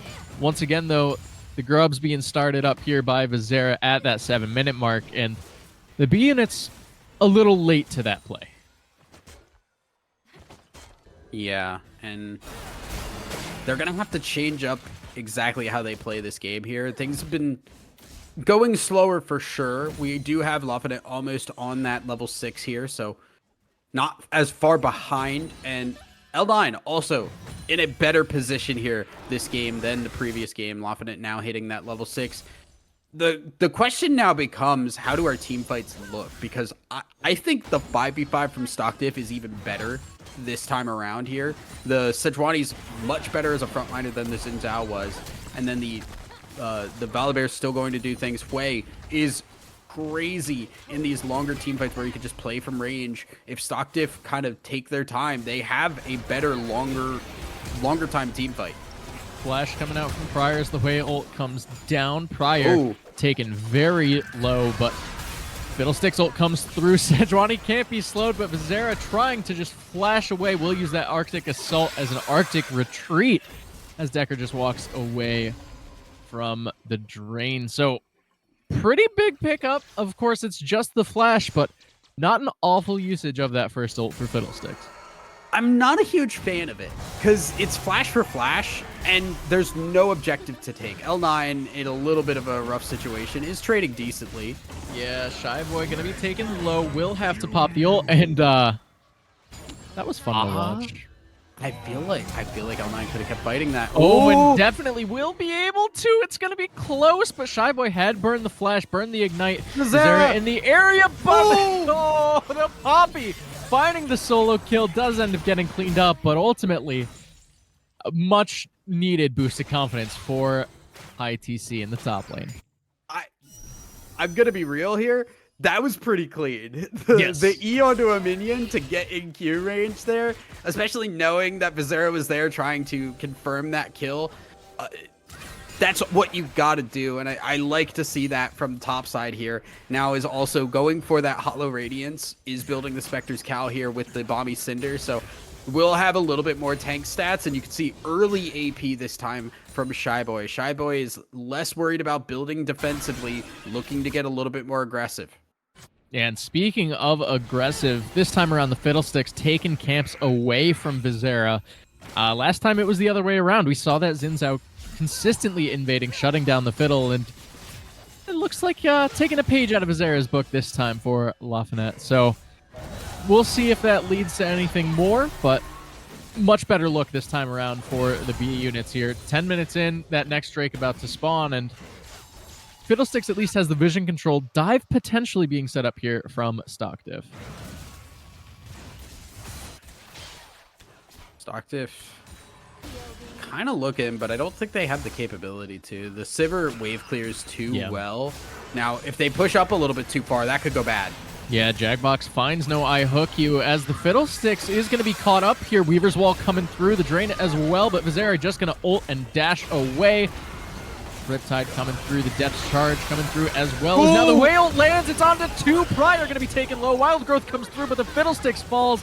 It's the first casualty of the fight. As High TC comes in, Derva Herbson's going to have to flash away. Jackbox taken extremely low. High TC flashing in, and the Arctic Assault comes through. Poppy will be the second casualty, make it the third, rather, of the fight, as big fight win for Stock Diff right at that Drake.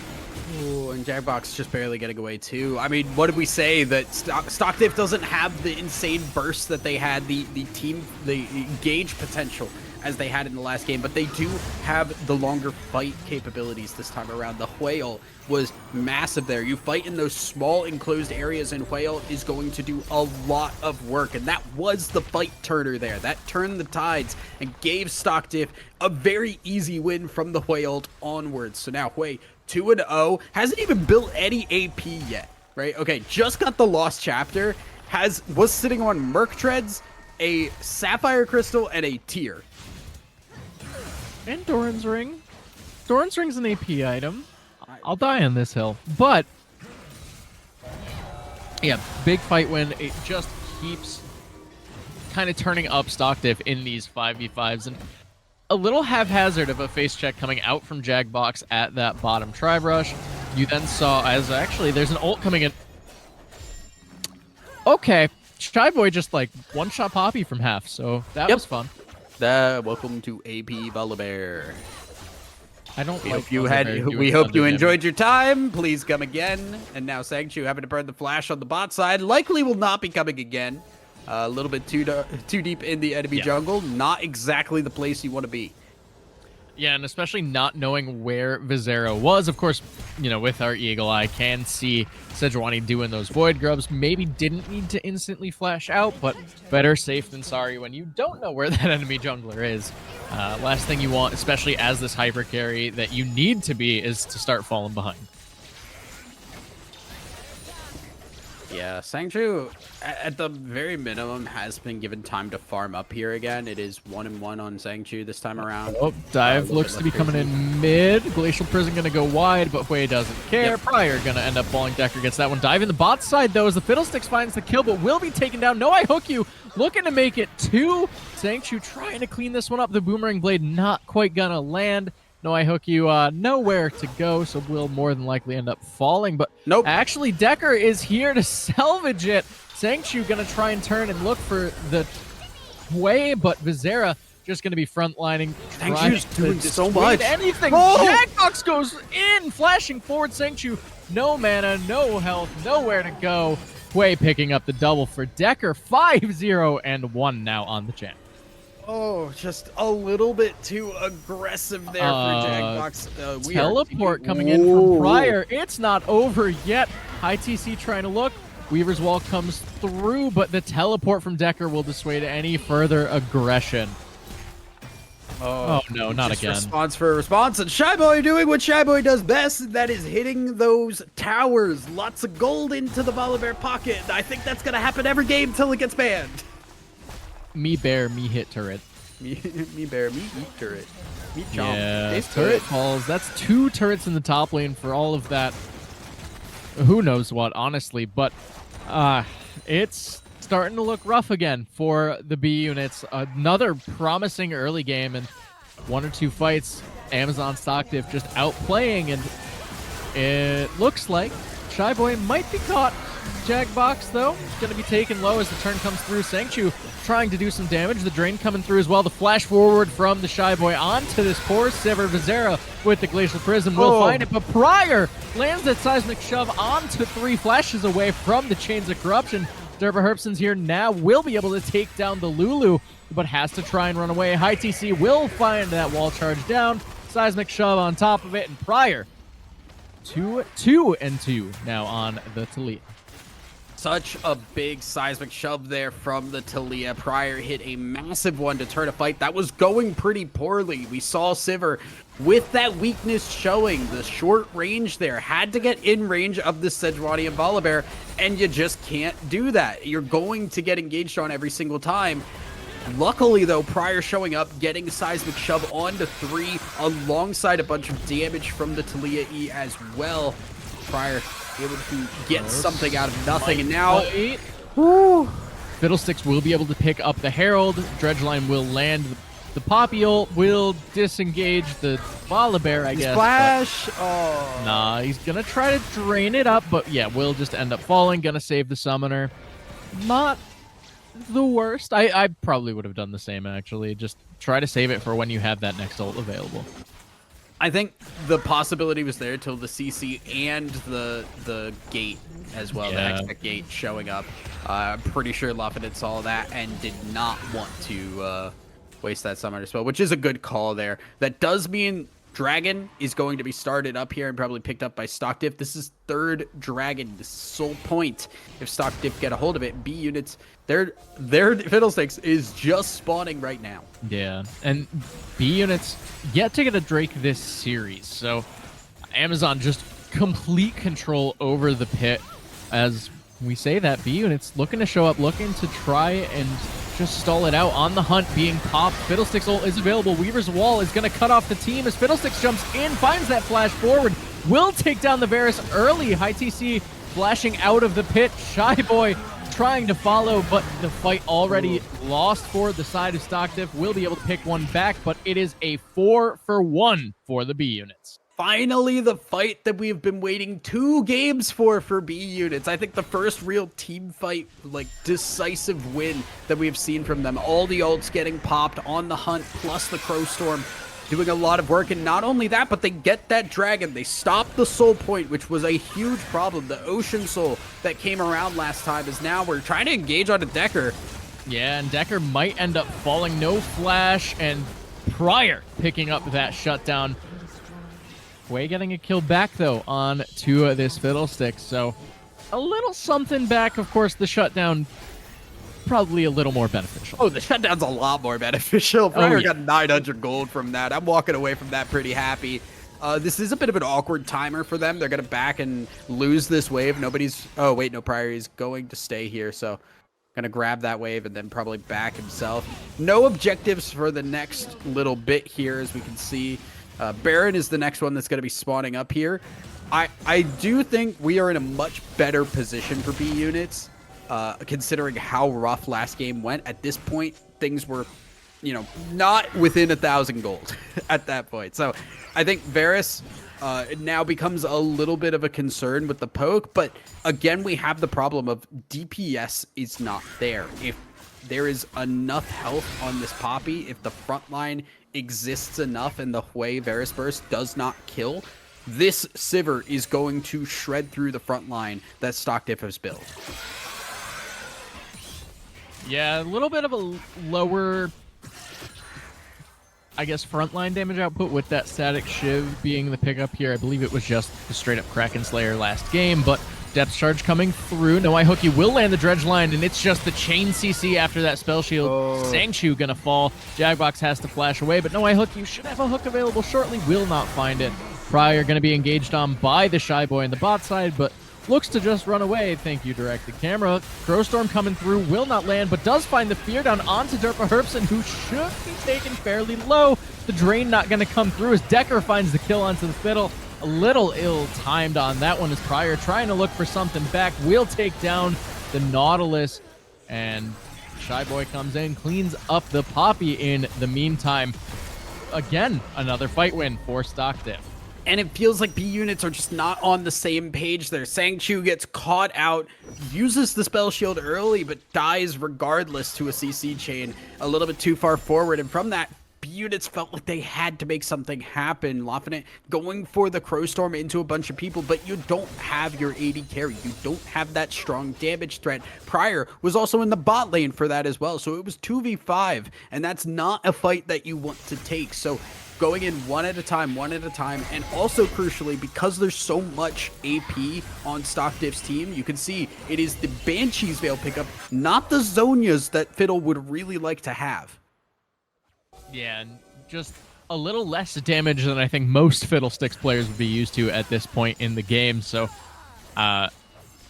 it's rough, right? I think you mentioned it's a little bit of an ill-timed fight. You went for that Fiddlesticks ult without having your AD carry nearby, and unfortunately, that is a lot, if not all of your damages.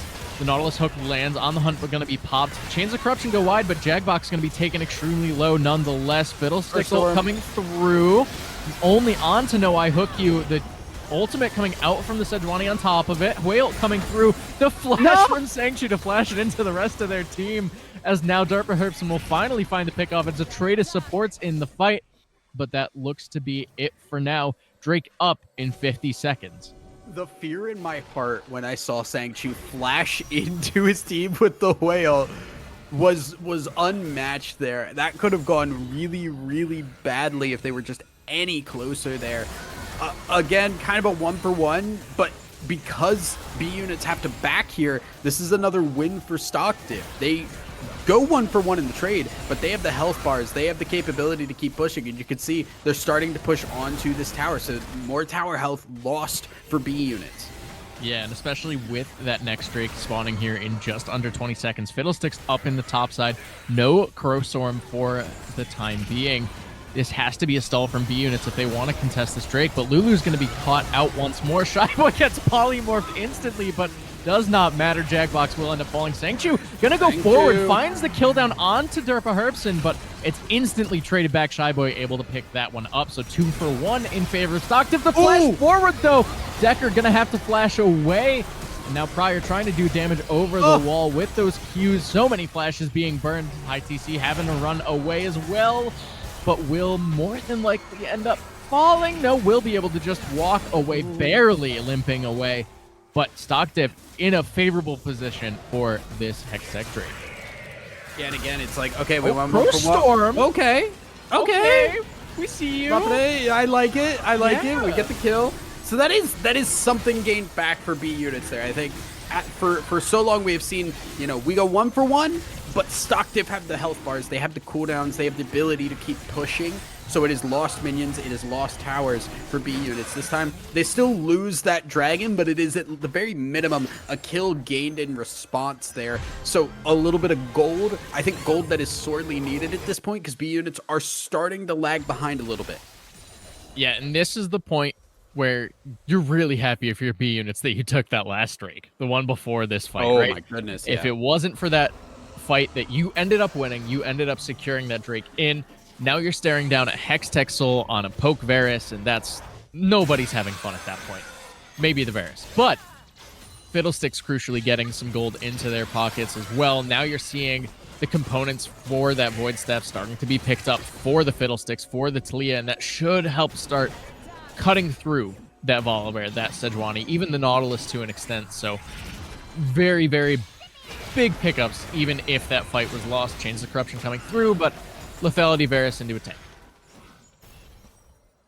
Yep, and that is kind of the difference maker here for B units this time around. What was the Wukong trying to build some damage, this time it's full tank Poppy, and Varus is not going to do a whole lot there. Now, Baron is on the menu. Stockdiff looking a little hungry, like they might want it, and we're seeing B units trade here, trying to just push this wave up and maybe try and respond to it. Now, Fiddlesticks is, you know, still over by these Raptors here, so Stockdiff thinking about it, not really pulling the trigger though. Well, yeah, and especially looking at where that mid wave is, it's all in favor of B units, and if that fight is started by Stockdiff, Fiddlesticks waiting in the wings, looks like they're going to opt into starting the Baron, trying to just trade the tier 2, it looks like, but I don't know if B units has any intention of going for that Nash fight, and this might just be a failed bait coming through, as now the base is starting to fall. Tier 3 being taken. Baron will be the trade for at least the tier 3. Maybe they push for the inhib, and it looks like that's the plan. So inhibitor for Baron, tier 2 and tier 3, and inhibitor. Yikes. I kind of like the call for B units here. Exactly. I really... Oh, and they get another tier 2. Wow. Yeah, well. That's strongly favoring them then. Yeah, it's favoring them. Now, the question is, what does Stockdiff get with this Baron? Sangchu... Oh, no. Flash forward, Dredgeline connects. Sangchu going to have to run away, but is stun up the Crow Storm coming through, crucially turning this fight, as Sangchu will be able to pick up to make it. Lafinet actually picking up both those kills, but now the counter engage coming through. Hui finds the Sivir, and that's all it's going to be, the 2-for-1, but crucially, 2 members with Baron down from Stockdiff. B units, once again, coming out on top in all this. That was inches away from a game ender right there. If B units wipe Stockdiff, that's end of game. They push down mid and they finish this game. So scary there for a moment. Sangchu, honestly, Lulu ult shields the ghost as well, trying to just get away from No I Hook You and avoid getting just immediately blown up. The Fiddle ult, finally, the Fiddle ult that we have been looking for so long. Crow Storm on to 3. And if it was that Nico again, it might not be that same fight. The fact that Hui is there, the ult from a distance, able to stay a little bit out of that Fiddlesticks ult, while also doing so much damage and stopping the full engage from B units. Stock Diff barely making it out of that one alive, and now B units definitely have to feel strong. They just need to avoid getting picked. Yeah, I mean, all things considered, they are down 300 gold at this point in the game. Stock Diff just took a Baron, which is 1,500 in itself. They have 3 Drakes, which, you know, is hidden gold value, but only down now 400 gold as Sangchu goes very far forward.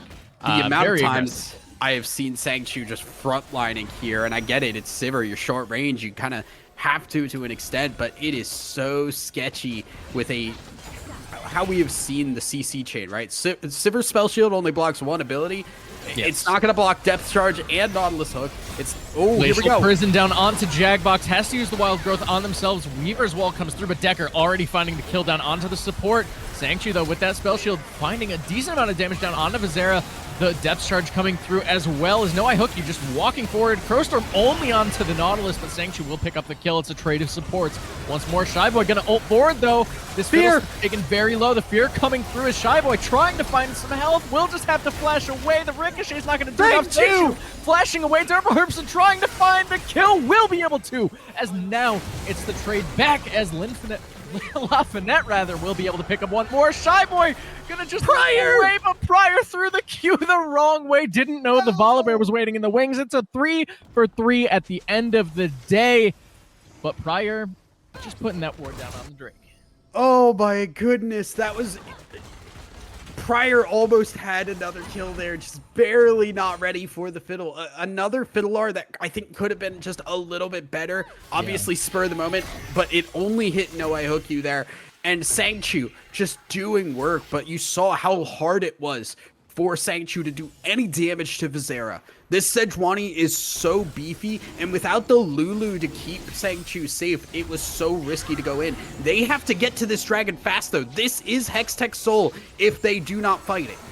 Yeah, and Fiddlesticks just now respawning as we see Prior trying to go in. Wild Growth has been used. High TC just trying to stall for time, trying to disrupt the fight, but Prior has already fallen. Sangchu doing a decent amount of damage as Vizera Sangchu! The front line, but No Eye Hook, you taken extremely low. High TC gonna flash in. Decker gonna be taken very low. Fiddlesticks coming through as well. It's 2 quick kills for B units, and now they secure that second Drake. No Eye Hook, you should be falling here.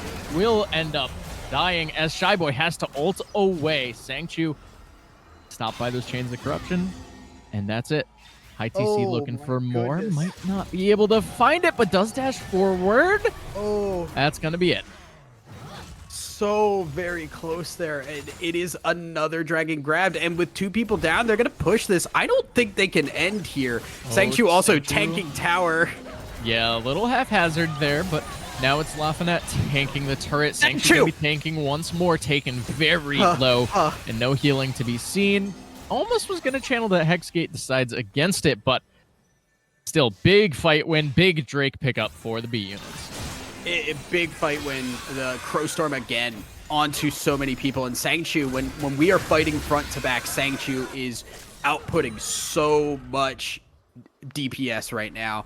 And I just think if they can get these kinds of fights, if they can get fights where Sangchu is able to free hit, B units have a chance. I wish they would have just taken that win, shoved the lanes, and then just back down. Another fight. Storm down onto the Shyboy. No ult, no flash, no health bar left. Big pick in the side lane for B units. And now 30 seconds on that Baron. No Crowstorm available, but no Terror Volibear as well. I don't know if I want... I don't want Lafayette down here right now. I think you need to have this Fiddlesticks a little bit further up. I like Sangchu kind of pushing this here. They're TPing? Yeah, they're committing for that base. Again, this is going to force Stock Diff's hand. They respond to this base, and now they're not in a position for that Baron. The inhibitor falls regardless, and if they don't reset, their base would fall as well. Sangchu, though, very far forward. High TC finds the Varus in the bottom side. Derfa Herbson and sees Jagbox, sees High TC, chains of corruption come through. High TC, though, trying to just tank up. Jagbox having to flash away from Vizera. Now High TC is in no man's land. Just gonna end up falling. The Weaver's Wall coming through, though, actually they're trying to stop him. Oh, but it does not matter. Shy Boy comes through, will end up stunning up Prior, who will more than likely go down, does end up falling. Sangshu going to be tagged by the Depth Charge into the Glacial Prison, and they overstayed. Bloomberg trying to get fancy, trying to play around that Weaver's Wall, and all will end up falling. Shy Boy, though, will end up going down. Lafayette finds one back. Jackbox trying to slow him up, but that Glitter Lance goes a little haywire, and Lafayette just barely able to limp away, but 2 inhibs down, 3 for 1 in favor of Stock Diff. Stock Diff getting their little bits of revenge here. I'm really a little concerned at how much B units are feeling like they're desperate to end this game. I don't think they need to feel that. I think their scaling is working out. The Sivir is working really well. I think High TC, a little bit aggro onto the Varus. You're full tank. I think if you have like Sundered Sky or like some kind of physical damage there, that's a very different fight. But the fact that you're just full tank there, you're not 1v1ing this Varus under tower here. It is a little bit aggressive, but there's not a whole lot lost there for B units either, because of the fact that they are all just pushing waves, and Stock Diff have to respond by getting the waves out of their base before they do anything. Baron is still an option here, and B units could look for this. I think they really want to set up a Crow Storm, though. Yeah, I think they want to really try and posture for that fight, but they're just going to start up the Nash. You see now Stock Diff looking to respond as 5 members in the pit. Hexgate coming through. Vizera on the other side. Oh, the hammer just not quite there, but Fiddlestick secures the Baron. As damn it. Huge Varus Q. The Hui ult finds 3. Jackbox trying to run away from the Volibear, but now teleport coming in as Hui might want a 4th. Decker looking for it with that teleport, and it'll just go over. That is now an unofficial quadra kill for the Hui. A little over-eager on the commit, and that might just do it. Yeah, I don't like the start of the Baron here. You're going to take too much damage, and it doesn't give Fiddle the opportunity for the fear. I think you had to set up the Fiddlesticks ult here now, and now with all these people down, they're going to watch their base crumble. They have Sangshu up in 15 seconds, but it might be not that much time before their Nexus goes down. Crucially, though, Decker does reset, so it will be just that soul more than likely secured. 10 seconds before that Drake spawns, 3 seconds now before Fiddlesticks respawns, so I'm not sure Lafayette will be able to show up realistically. However, they don't even want to try. Stock Diff looking for that bush cheese. They don't even think it's worth attempting to rush this Drake down. Teleport coming in from High TC. And now Stock Diff is full resetting the Drake, free for Bloomberg. Yeah, I think they saw their timers were just not there to do the dragon, and they don't want to get rewiped. They don't want to make the same mistakes that B units are making, and they say, this is not soul for them. It's fine. We give them another Hextech. It's not great, but we did get their inhibitor down. If we get another fight like we just had, Stock Diff can end the game very easily. Yeah, this a much closer game than game number 1, and I think right now all it's going to come down to is one crucial fight. One fight where the waves aren't all in Stock Diff's base if they end up winning, or, you know, it's a game on a knife's edge at this point. Baron not for another 4 minutes now. Drake 4 minutes away as well. Not really a whole lot to play for then. Yeah, it's a little bit of a standstill at the moment. Both teams have open inhibs. They have had turrets threatened. They don't want to run the risk of one wrong fight over nothing costing them the game. And I like the grouping here from Stock Diff. They have Shy Boy on the bot side, who again doesn't really have somebody who can answer him, while the rest of the team is grouped up very consistently. I think B units are a little bit spread thin here, and that can cost them a lot here. They're just rotating down. Yeah, look at this. They push the mid wave, which already has those super minions, and now they're just moving down to Shy Boy, who's going to take down this tower. And yeah, we're getting a little bit of response on the other side, but I think the push from Stock Diff is a lot faster right now. Yeah, but crucially, there's no real... We cannot base race this, guys. Yes, but yeah, it's Sangshu trying to base race, and now I think they realize they're not going to be able to do this. Sivir Big Poppy ult. resetting, Lulu resetting. Yeah, like you mentioned, that Poppy ult coming through will dissuade a little bit of that push, but it looks like we might see a fight start breaking out. Flash from Sangchu, really aggressive. Depth charge coming through. High TC just trying to disrupt, trying to stall for time as Sangchu. What is that shield on the Volibear? Derva Herbson trying to find more. Spell shield comes through. No, I hook you will end up falling, but Sangchu ends up going down right after. Double kill for Vizera's Sejuani, as now it looks like that's going to be it. Ace in the base. Stock Diff take game number 2. Oh my goodness, the crazy fights that we have had in this game, it has been so back and forth, and Sangchu is just playing out of his mind on this Sivir in both a good and a bad way. It feels like Sangchu like really going forward there, and sometimes I like these plays, but sometimes it's just getting in range, and it's, you know, like I said before, I wanted to see the Jinx there. I think if that's a Jinx, how many times did we see, okay, there's at least one trade while the AD carry is still up. Yeah. Jinx goes wild there, and you have a Lulu to back it up as well, and it's longer range. I really would have loved to see a Jinx here, and I think that might have changed a lot of how that late game went. I even think that last fight alone is a perfect tell, right? I think you mentioned that lack of range. You saw Sangchu flashing in just to try to start hitting, right? But then you see, oh, one kill goes over. If that's a Jinx, even in that last fight, like assuming the rest of the game plays out the same way, it doesn't, but assuming it does, one kill in that fight, Jinx just takes over that whole fight. You have takes Hurricane at that point. You have Rockets. Like, you're just wiping the team at that point, but there just wasn't enough damage because Sivir just doesn't do that, and she's still so short range. And I get that it's amping that Fiddlesticks, but I don't think we've seen enough big ults from the Fiddlesticks to warrant playing around it. Yeah, I mean, there were a few in that game. That was kind of that made me a believer in the Fiddlesticks, I'll say. There were one or two where I was totally on board and it felt really solid. A few others that missed the mark just a little bit, but now your B units, you're staring down an 0-2. You've got a reverse sweep to just reset the bracket. It's an uphill battle for sure, but 1,000, what's got to change? I know you say you want the Jinx, but outside of that, I think we got to drop the fiddle. I think we got to drop the fiddle. I get that it has had a couple of good fights, but I think there's other junglers that would have done better in the situations we saw Fiddle in, because we saw so many times where it was Fiddlesticks ulting a single person or ulting onto the Nautilus who's not taking a lot of damage and not getting in range in time. And I don't think the Sivir is enough. I don't think the fact that you're playing the Sivir for the Fiddlesticks is doing you a favor. I think you have to get some kind of more standard jungler and build your comp around what Sangchu can do, because Sangchu can pop off. We have seen it, but it feels like Sangchu's playing for the team versus the other way around.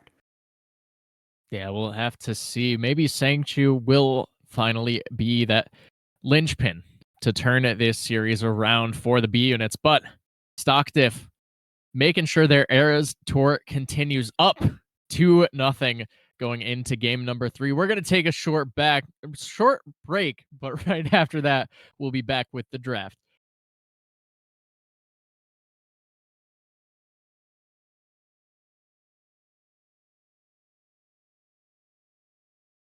Welcome back, everyone. Game number 3, and it might be our last game of the night. MXL joined once again by Thousand Eyes and Amazon Stock Diff. Convincing game 1 victory. Back and forth game 2. Kind of barely scraped it out at the end, but ultimately they're up 2-0. Yeah, and they're looking pretty good too. We saw some faults in game number 2. We saw a couple of times where the composition did work out for B units, but it's not succeeding enough. It's not consistent enough that we are seeing wins here. And I think we do need to see a pretty strong shakeup in what we're seeing B units pick. I think Stock Diff doing great. I would love to see B units like try and ban the Volibear. I understand we're leaving up strong things, but like the Volibear is also strong, and we don't seem to have an answer for it right now. Yeah, no, I will say I think High TC played well around knowing, hey, this Volibear honestly clapped me last game. I'm just gonna pick the tank. I'm just gonna try to go Mm. even. Almost turned that kill in the top side into that 1-for-1, and still had that 1v2 kill later on, if you want to call it a 1v2 kill, but ultimately it was the solo kill onto the Volibear. So a lot better of a look on that tank matchup. So, you know, maybe they think, okay, it's playable. We can play around it. I think they did better at playing around it in game two, but we'll have to see. Draft should be underway here in just a moment. And look at that. No Volibear. No Team swap Volibear. sides. Teams are definitely Ooh. switching things up. The Talia insta first pick here. I don't think the Talia's worth first picking here. I don't know if this is like a highly contested pick and they're worried about it going the other way, but I think the Talia was good. I don't think the Talia was game warping. And we're going to once again, more than likely, see this Varus locked in for stock diff. Yeah, I mean, it's why fix what isn't broken, right? It's looked very solid in all three games. Of course, you can point out that 2v2 in the first one, but crucially, Hui banned, Nico open, gonna be picked up once again for stock diff. But our first adaptation, B units taking the Xin Zhao for themselves. All right, I like it. This is what I wanted to see. A little bit more aggression, a little bit more early game, and a little bit more standard Ooh. for Bloomberg. Although the Olaf lock-in, this is blind, by the way. I don't think this is a jungle Olaf. This is likely top lane, and it is just the gauntlet being thrown by Shy Boy. Yeah, but crucially, this was something that B units had been banning away in the first phase the last two games. This is not a champion that has been allowed to be seen. So, very interested to see how Shy Boy will pilot this. Tristana and now Vayne banned away. That one interests me. We have only seen Sivir come out from the AD carry of the B units, but again, two playmakers taken off the table. Nautilus taken away as well by the B unit. So a lot of switch ups happening on the blue side of this draft. Yeah, the Blitzcrank and the Thresh is going to be taken away. Vayne and Tristana. So obviously focusing on two different sides here, and I think it's clear that the hooks have been a problem. I like that Bloomberg are now actually taking away this Nautilus. This does mean Braum is going to get picked up here. Now, this is a much less aggressive support here, and it does put more of the onus onto this Olaf and Nico to make plays for the team. All right. I know my excitement is definitely unwarranted, but Tessa and I were talking before the broadcast. I love Braum. I miss Braum. It's been so long since I've seen Braum. I'm very excited to see this champion again, and people are going to say he's boring. You're wrong. It's okay. But Trundle going to be locked in. So you mentioned throwing down the gauntlet. No. Oh. Okay. Backs against the wall. I was going to say Trundle and Olaf is throwing down the gauntlet. No, we have a Samira locked in. Backs against the wall here for B units. We're throwing down the gun sword is what we're doing. Samira going to be coming in, and with a Nautilus and a Xin Zhao and a Talia as well. There's a lot of knockups here to work off of for Samira.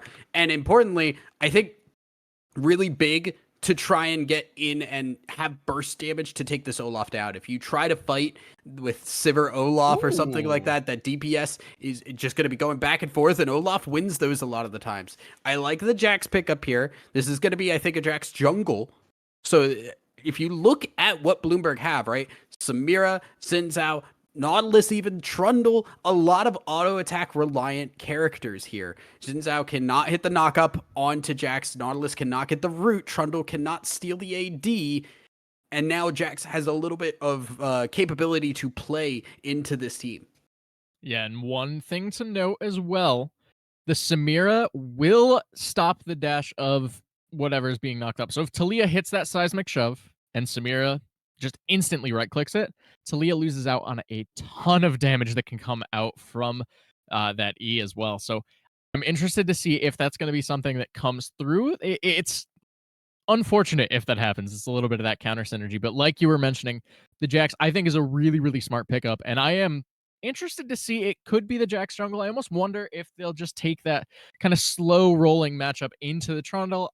I doubt it, realistically. But you never know. It could happen. It is technically that double flex with that Jax Olaf. Yeah, I do have a couple of concerns just kind of going both ways. One, Amazon does not have a real front line. Braum is the closest thing to a tank Yeah. that you have, and Braum like can tank for a time. He's cool. He's a cooldown reliant tank. He's not going to be super beefy. Versus Nautilus Trundle. Trundle stealing the stats of probably the Braum here, if nothing else, and then you just get to run down a team that is very squishy. And Samira with a good ult will open up a lot of opportunities here. Now, the problem is Samira ulting into a Nico is a little concerning. So it's this back and forth of how are the cooldowns working? If Nico ult goes down and Samira has an opportunity then to go into the fight post Nico ult, Bloomberg can wipe up a team fight very easily. And as much as Samira loves playing fights on the knife's edge, you have to think so does Olaf. That's kind of his whole shtick as well. So it's going to be interesting to see which knife's edge comes out on top. Which side we will see taking game number 3. Hopefully, the client draft should be starting here in just a moment. But I mean, this is kind of a completely different identity from the B units, and one that I am very excited to see pan out. At the very minimum, like that we are seeing something different from Bloomberg here. I like that we're not picking the fiddlesticks here. We're going for something a little bit more standard. And I like that I kind of do like the Trundle here. I think the Trundle has some kind of way to fight against Olaf here that not many other champions do. So if you're going to go toe to toe with Olaf, I think Trundle is one of the better picks for it. Yeah, and I think we mentioned, especially in game number 1, we saw a lot of strength coming out from the AD carry of the B units, and what better way to display it than with the Samira? Of course, maybe we would have liked to see a different hyper carry in the last game than that Sivir, but if you want your AD carry to define how your season may end or may continue, Samira might just be the champion, the flashiest champion that you can see do so, right? And you have all the setup. You mentioned the Zinzao, the Talia, the Nautilus. All of this just screams, hey, Samira is who you need to focus on. Yeah, it is just like I like Samira with compositions that have AoE CC, and we don't really have a lot of that for B units. So that is like my concern, especially again, like if you go in on a Nico, that's really tough. Yes. That's really tough because you're just going to get Nico ulted. So you have to be aware of those cooldowns, and I really hope that Sangchu is going to be aware of that. Yeah, I mean, we will have to see how that all pans out. There is a decent amount of counter engage that can come through. You mentioned the Nico, the counter strike even. Samira can jump in and do all of her spinny things, and it'll look cool, but counter strike's done directly after. That's going to look a little less cool. So, you also can look at the Chains of Corruption, even Braum to an extent with that Glacial Fissure. A lot of things can just slow her down, knock her up, prevent her from doing Samira things. And that is the concern if you are the side of B units.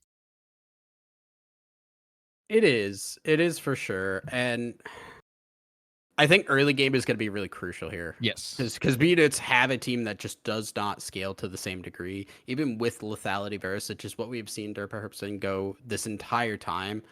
The Jackson Olaf are going to become very difficult to deal with. You would have to have Trundle answer both of them, and that's really not a possibility. And the team fight capability that we've seen, Decker has hit a 5-man ult already once this series, so definitely a little worrying here. But the early game potential from Nautilus, Zinzao, Samira, if you can play around this bot side and get them going against what is really kind of a weaker bot side here for Stock Diff, that can open up things. We saw Sangchu get like 8 kills on the Sivir in 20 minutes. There's definitely ways to make it happen. You just got to find the opportunities. And we've seen it. Both games 1 and 2, B units have come out of the gate swinging, even with these comps that we didn't necessarily think they could. This time around, they've got that early game composition. Will they be able to force that game number 4 off the back of the Sangchu Samira? Or will Amazon Stock Diff complete the Eras Tour, make it all the way to that title and close out the series in a 3-0 sweep. We'll have to see. We're going to take a short break. Game number 3 will be on the Rift after this.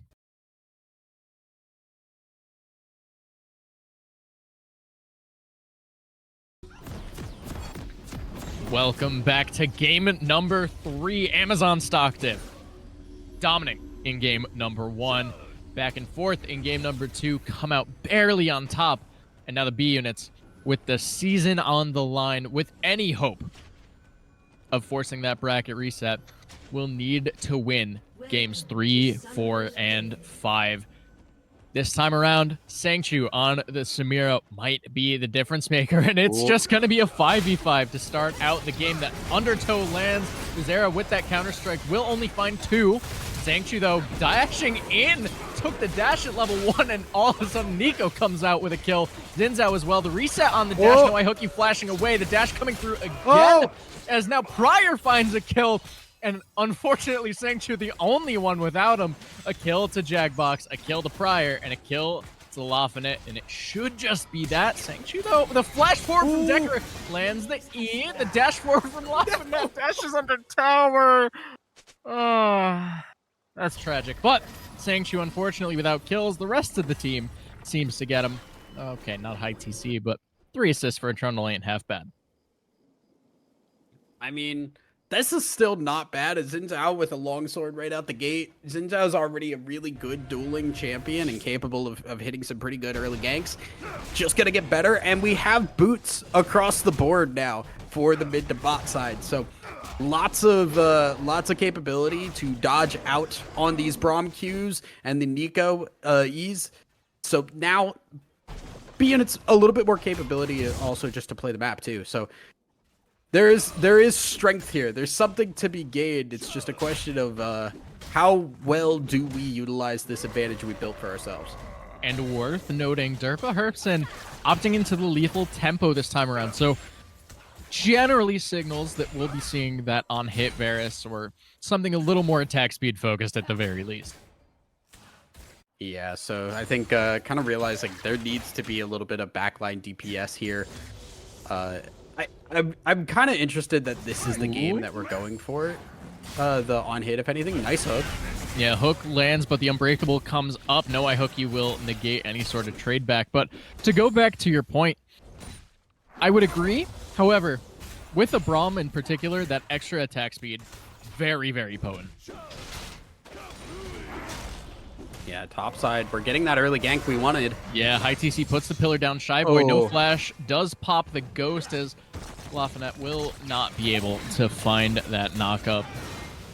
Oh, actually does. The dash coming through. When becomes lightning will land.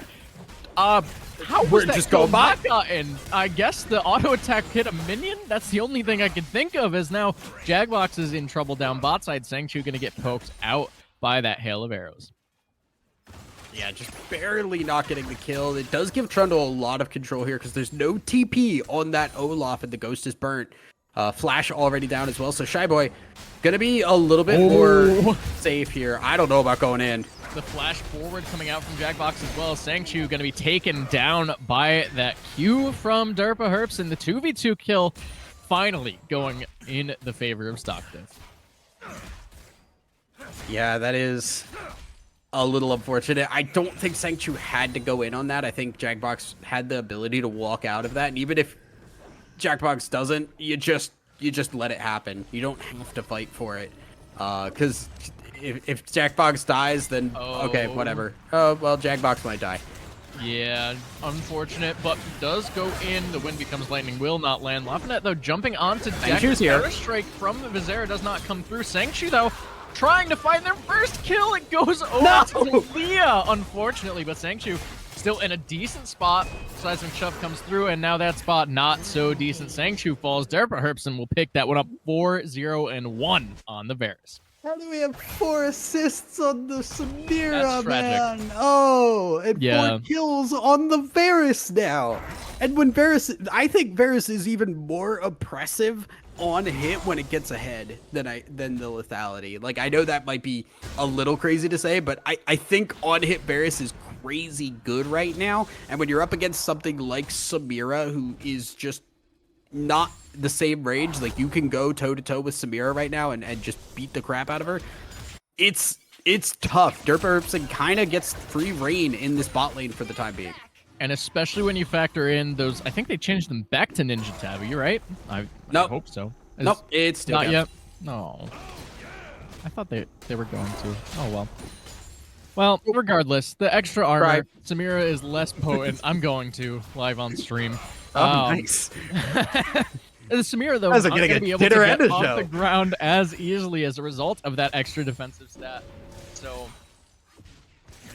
I mean, it's hard to find a good angle for the Samira, but the good news is prior on the Talia, 202, starting to stack that tier, so not necessarily that upfront extra damage, but should be able to scale into this game just a little bit quicker than we've seen prior. Man, it's that like one wasn't I'm back with intentional. Fiddick. That It's hurt. like I'm back with Fiddick, and I'm just having flashbacks, man. I never get freedom.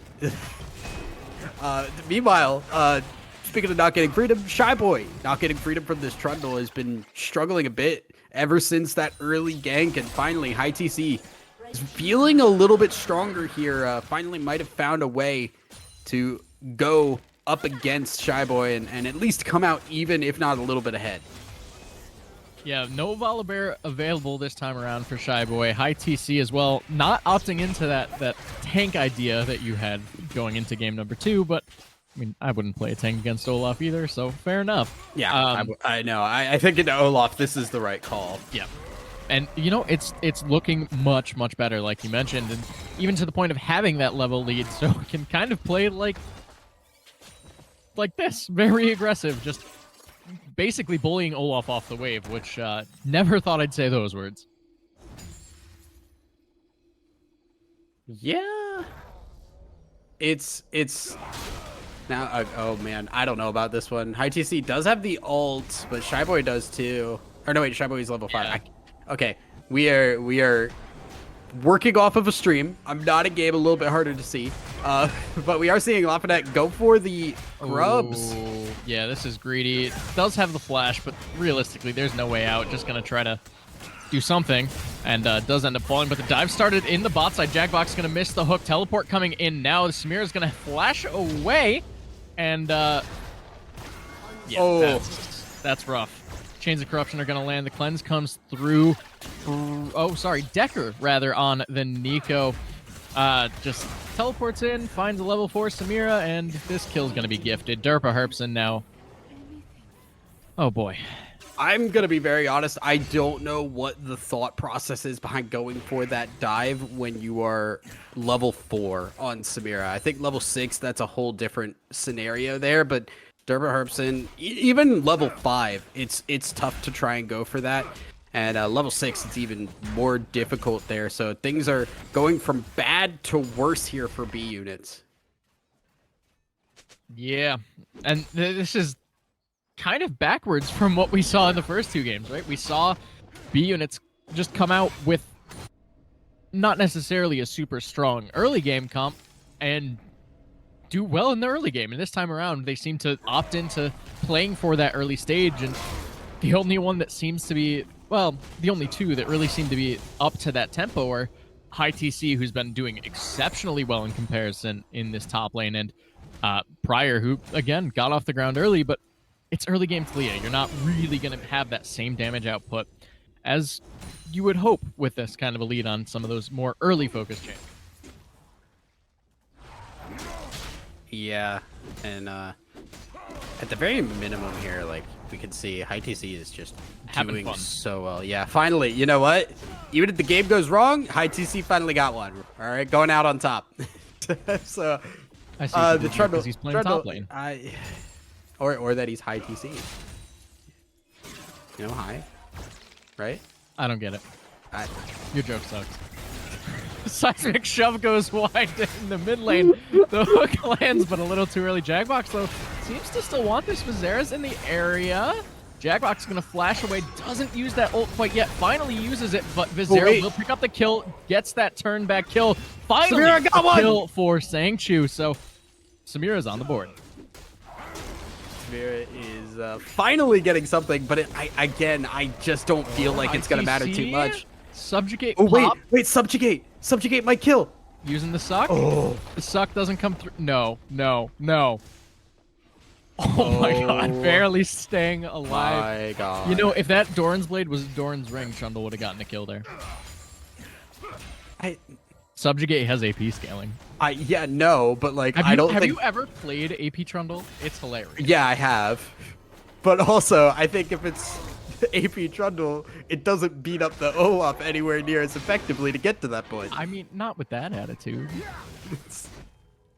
AP Trundle, Dark Harvest Leandries, it's a great time. Highly recommend. Don't grief your solo queue games, just grief your ARAM games. It is very funny. I remember when that was like actually the meta build for Trundle for a patch or two. That was a very silly time.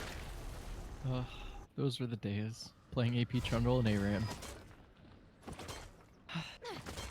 I miss mythic items. Only for that reason. I mean, Leandries still exists. Yeah, but Leandry's mythic was funny. Yeah, I mean, with Demonic, which Demonic doesn't exist anymore, so you can't really like do the same. I don't know. Well, we got a little bit of a lull before this Drake spawns, so with this Infernal Drake now on the table, we've seen, you know, pretty consistently stock Diff getting those first two Drakes. The third one even they were in position for last game, and B units were able to pick that one up, but it looks like this time around B units might be looking for the fight a little earlier. Weaver's Wall coming through, Drake secured by Vizera, as now the Counter-Strike lands. Samira just getting absolutely eviscerated as fight does not go in B unit's favor this time around. Stock Diff will take the Drake, will take the fight. Vizera just barely staying alive as Pryor just trying to get out, but no eye hook. You flashing forward with the Braum, finds the winner's bite and finds the triple kill for Derpa Herbson. Oh, and it's so rough there. It's just like we said, Samira into a Nico is very tough, and now Shy Boy. We'll just walk away, it looks like, but yeah, at least that's looking good for B units right now, right? The top side matchup still very heavily in favor of high TC. Yeah, it is, but I don't know if it matters. I mean, the 0-1-3 Trundle, I don't know if that makes up for the 9-0-2 Varus on the other side of the map, and I just think your Samira being this far behind is really the big thing. Like, if this is a late game hyperscaler, you're kind of fine here. Oh, there is no subjugate available. High TC. Oh, you got killed? it! What? Huh? What killed? Tower shot? I get, because it wasn't minions. You look at that wave. It has to have been a tower shot, right? I have no idea, honestly. We looked away and he was gone. Trundle has been working on magic. Outplayed. Solo kill. Yeah, yeah, actually crazy. Trundle's just going stupid right now, and Sangju. Tagged by the honestly. Again, here comes Nico. Yeah, Decker's here. The hook lands, but Sangchu almost at that ice rank. Will flash in, gets the ult off, but it's not going to be enough. Dervaharson flashes away, still alive. 11-0-2 on the Varus. Sangchu finds Decker and finds that there is no health bar left, as even with the ult, Decker finds the kill onto Sangchu. Meanwhile, on the top side, High TC finds the Void Grubs, but also finds a gray screen. Will not be able to take Vizera down with him. Very close, though. Does get the Grubs, so that is pretty crucial there. So 3 for 3 across the board. Man, I don't know what more to say when there's an 11-0 to Varus on the board. You know, like that was almost the fight for Samira. That was almost the turnaround. If that was a maybe 6-kill Varus instead of a 9-kill Varus going into that fight, maybe that goes a little bit differently. But even still, like, you have Knight's Vow already. Also the Blood Song on the Braum here, which is interesting. I've not kept up on what support items Braum is going, but that is definitely one of them. Yeah, I mean, who's been playing Braum lately, right? Like that's kind of my bigger question. How can you keep up on it? I don't keep track of the Braum leaderboards. I'm gonna be honest with you Yeah. here. You asked me who is a Braum one trick, I'd say people who play League of Legends, People who possibly play Braum. incorrectly. Yeah. Wow. Yeah, I mean, as we're looking at a little bit of a lull, stock diff just picking up the Herald, no contest there. I mean, anecdotally, we'll talk about top laners, right? We talk about this Trundle, who has been doing fairly well for themselves, about 20 CS ahead, has that extra kill, has the extra assist on the Shy Boy and on that Olaf. Well, I guess we'll hold off on story time, as High TC is going to get tagged up by Decker, gets chain CC down. Bizarra comes in as well and just scoops up that kill. Meanwhile, on the bot side, Shy Boy going to get jumped on by Lafayette. And now Pryor's here for fun, gets that kill, assist to Samira. Herald will be popped in the top side, so should be a trade of the tier 1s in the side lanes. Maybe the tier 2 at least gets the charge for the side of stock diff.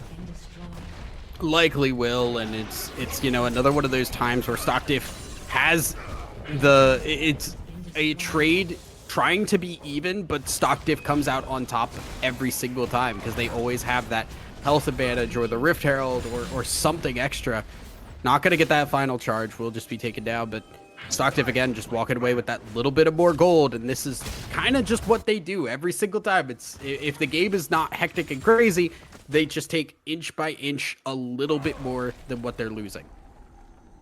Yeah, and I shouldn't even say last. Game 1, it was just Shy Boy Volibear doing that for them, right? It was okay, regardless of if B units are winning the fight or not, the Volibear's just whacking away at a turret. Turret falls, 2 turrets fall, 3 turrets fall, and all of a sudden, it's insurmountable. But this time around, B units pick up that Drake, get the objective bounty from it as well. Shy Boy a little out of position, gets hooked by the dredge line, pops that Ragnarok instantly. Sangchu has the ult, is going to pop it, jumps into the Nico ult, crucially gets shut down as a result of it.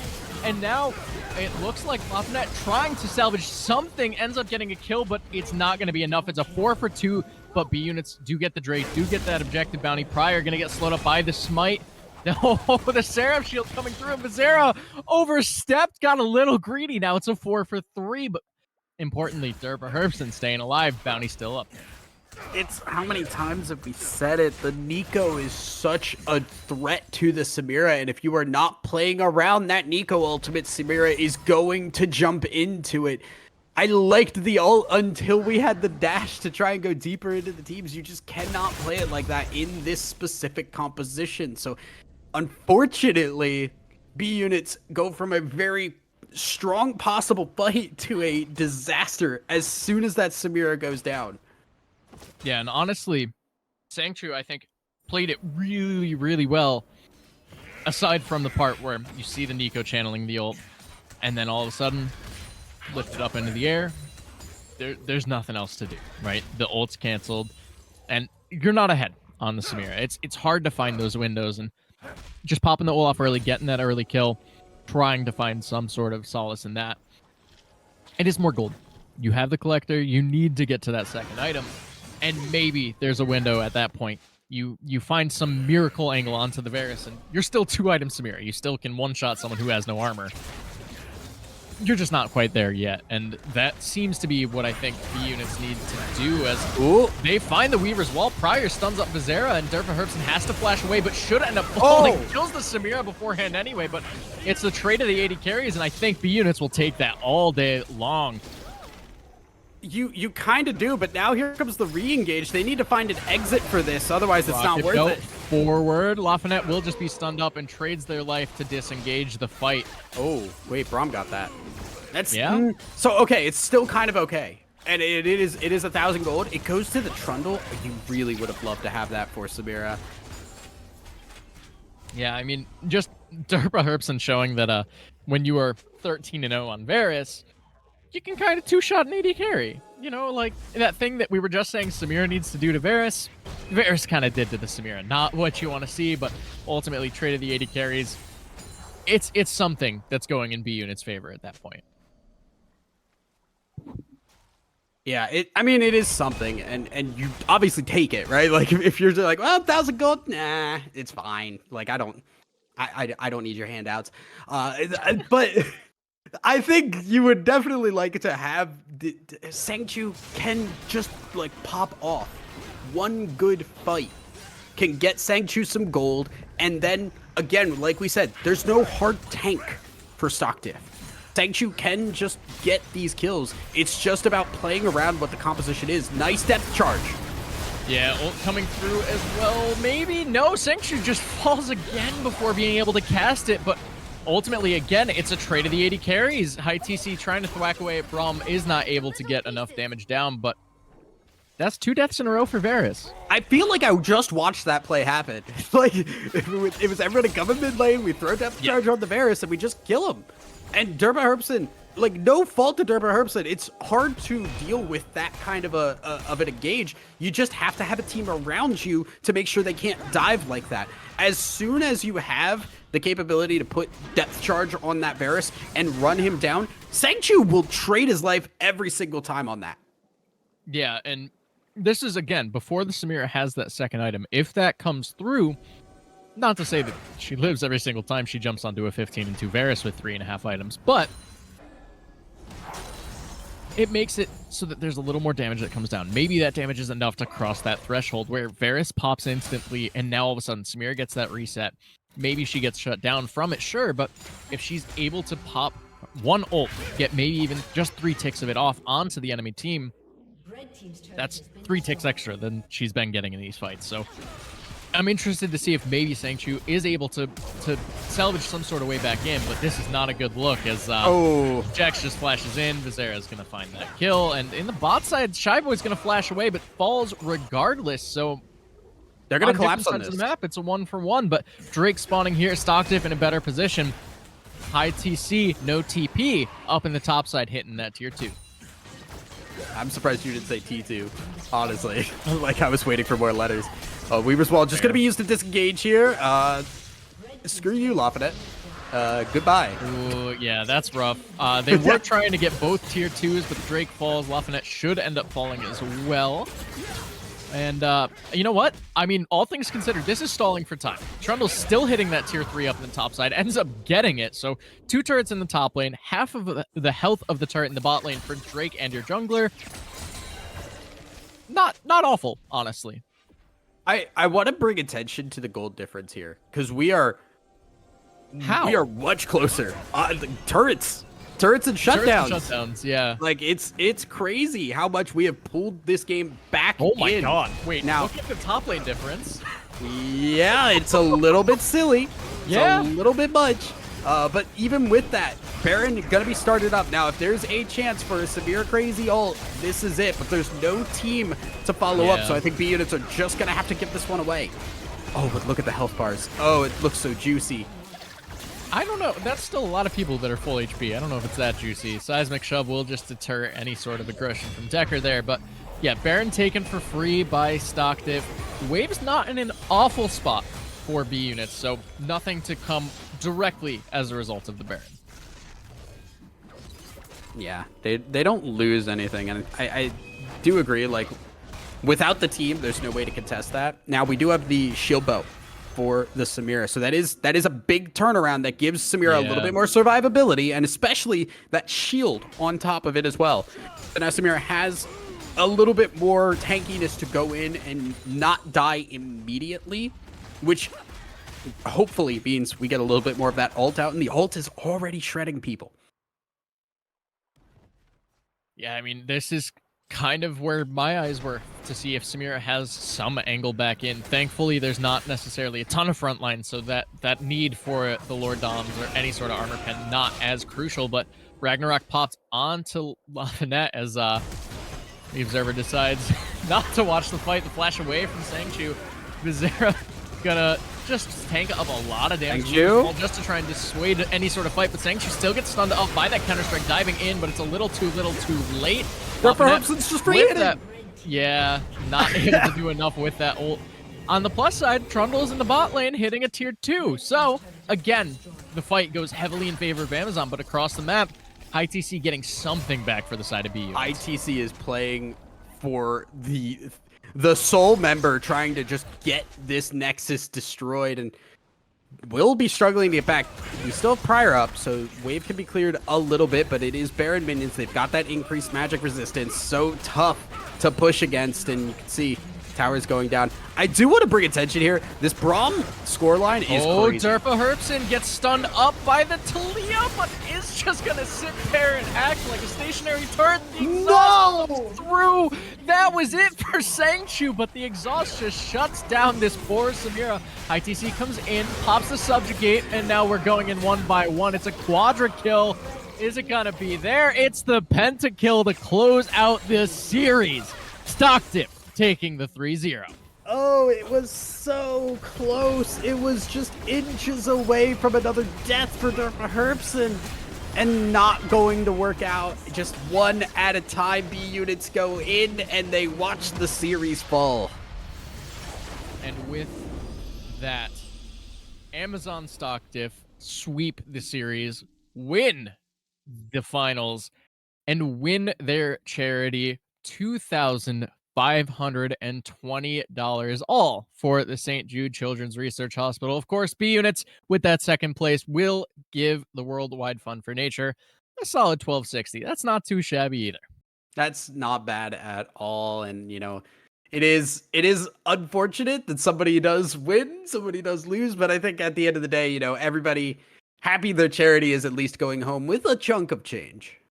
Yeah, and I have to say it again. That game 2 was so back and forth, and that felt like that was kind of the turning point of that series. I think if B units were able to close that out, there's a chance we see this going 4 or 5 games, right? Well, Yeah. at least 4, obviously. But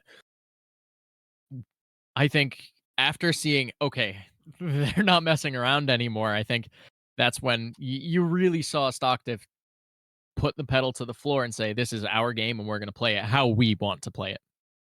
Yeah, I mean, it was kind of I was a little concerned going into that game, seeing the top lane go, you know, much different than we have seen it for the entirety of this series. And then, you know, bot lane finally gets their opportunity to shine after how long have we seen Sangchu? Like, first game got a lot of kills. Second game still was doing pretty decent for a lot of it. And this time around, the Samira just not working out. And I think the Nico pick there was so crucial, because how many times did we see Samira like, oh, this is the perfect opportunity to go in, except for the fact that there is a Nico ult that will throw you up in the air if you do. Well, yeah, and it's the second time we saw Decker on the Nico, so I'm like, we saw how a certain 5-man ult that might have happened in that first game. Like, Decker's really good at the Nico, so to see it come through again, it's no surprise that once again it was fairly solid. Just very, very well played, all around from the side of Stock Diff, and it was just that as an AD carry player, as a Samira enjoyer, I felt that pain for the Samira. It anytime you had a good angle, it's the exhaust. It's getting stunned. It's getting knocked out of everything. It's that was tough. That I do feel very, very bad for that poor AD carry. 1000, any comments that you want to make on that series? I mean, I think it's kind of just somebody has to find an answer for what Stock Diff do. like we have to find an answer to all these hooks, because you have to ban so many of them away, pick away the Nautilus, and just have a chance there. I think just the early game presence that Stock Diff seems to have, like there has to be something, right? Like there's got to be a weak point in the armor there, and for years and years now we've seen Stock Diff just run away with a lot of these games, and I think this one. We have had series that have gone like the distance. I think this one did have chances to be close. Yes. It's a 3-0. I don't think it was just we stomped them 3-0, you know, very easily, you know, no worries at all. Game 1 had a little bit of worries. Game 2 was close. Game 2 had a lot of worries for both teams. Game 2 had a lot of worries for both teams, for sure. So I like, people are finding some weak points, but nobody's found like the magic solution for Stock Diff. Yeah, I mean, they said it before, or we said it before. I think they even told us this just to double check. or to make sure we knew it, I guess. 5 seasons in a row of making it to the finals for stock diff. That's not luck. That's not like some sort of what's the word people use? I always forget. Um, but they're not just like getting lucky. It's not some coincidence. It's they make it to the finals because they are this good to consistently make it to the finals. And we've seen, I think, a few different iterations of the stock diff roster, if I recall. So the fact that you're swapping out a player or two each season and you're still getting to this point, you're still consistently showing that you're this good. It's impressive to say There's the least. something in the water at Amazon. Yeah. Uh, Pass it along. I'd like to be that good at this game someday. Yeah, But me too. I think that should do it for us here, Tesla. Unless you have any other, yeah, I mean, congrats to both teams. You've won some good money for your charities. Congrats to Stockdiff for completing the Eras tour once I was gonna again. say it too. Yeah, Oh. just it's a different breed out there for sure. Well, like Tessa said, stole my words from me. Amazon stock diff You've had completes so the many Eras bad. tour. You have so many bad ones today. Let me have my one. Limping away. Anyway, that'll do it for us here at the Corporate Esports Association. Amazon stock diff, take the 3-0 series, complete the Eras tour, and take home 2520 for the St. Jude Children's Research Hospital. That'll be all. I've been MXL, joined by Thousand Eyes, and we wish you a wonderful rest of your night. Take care.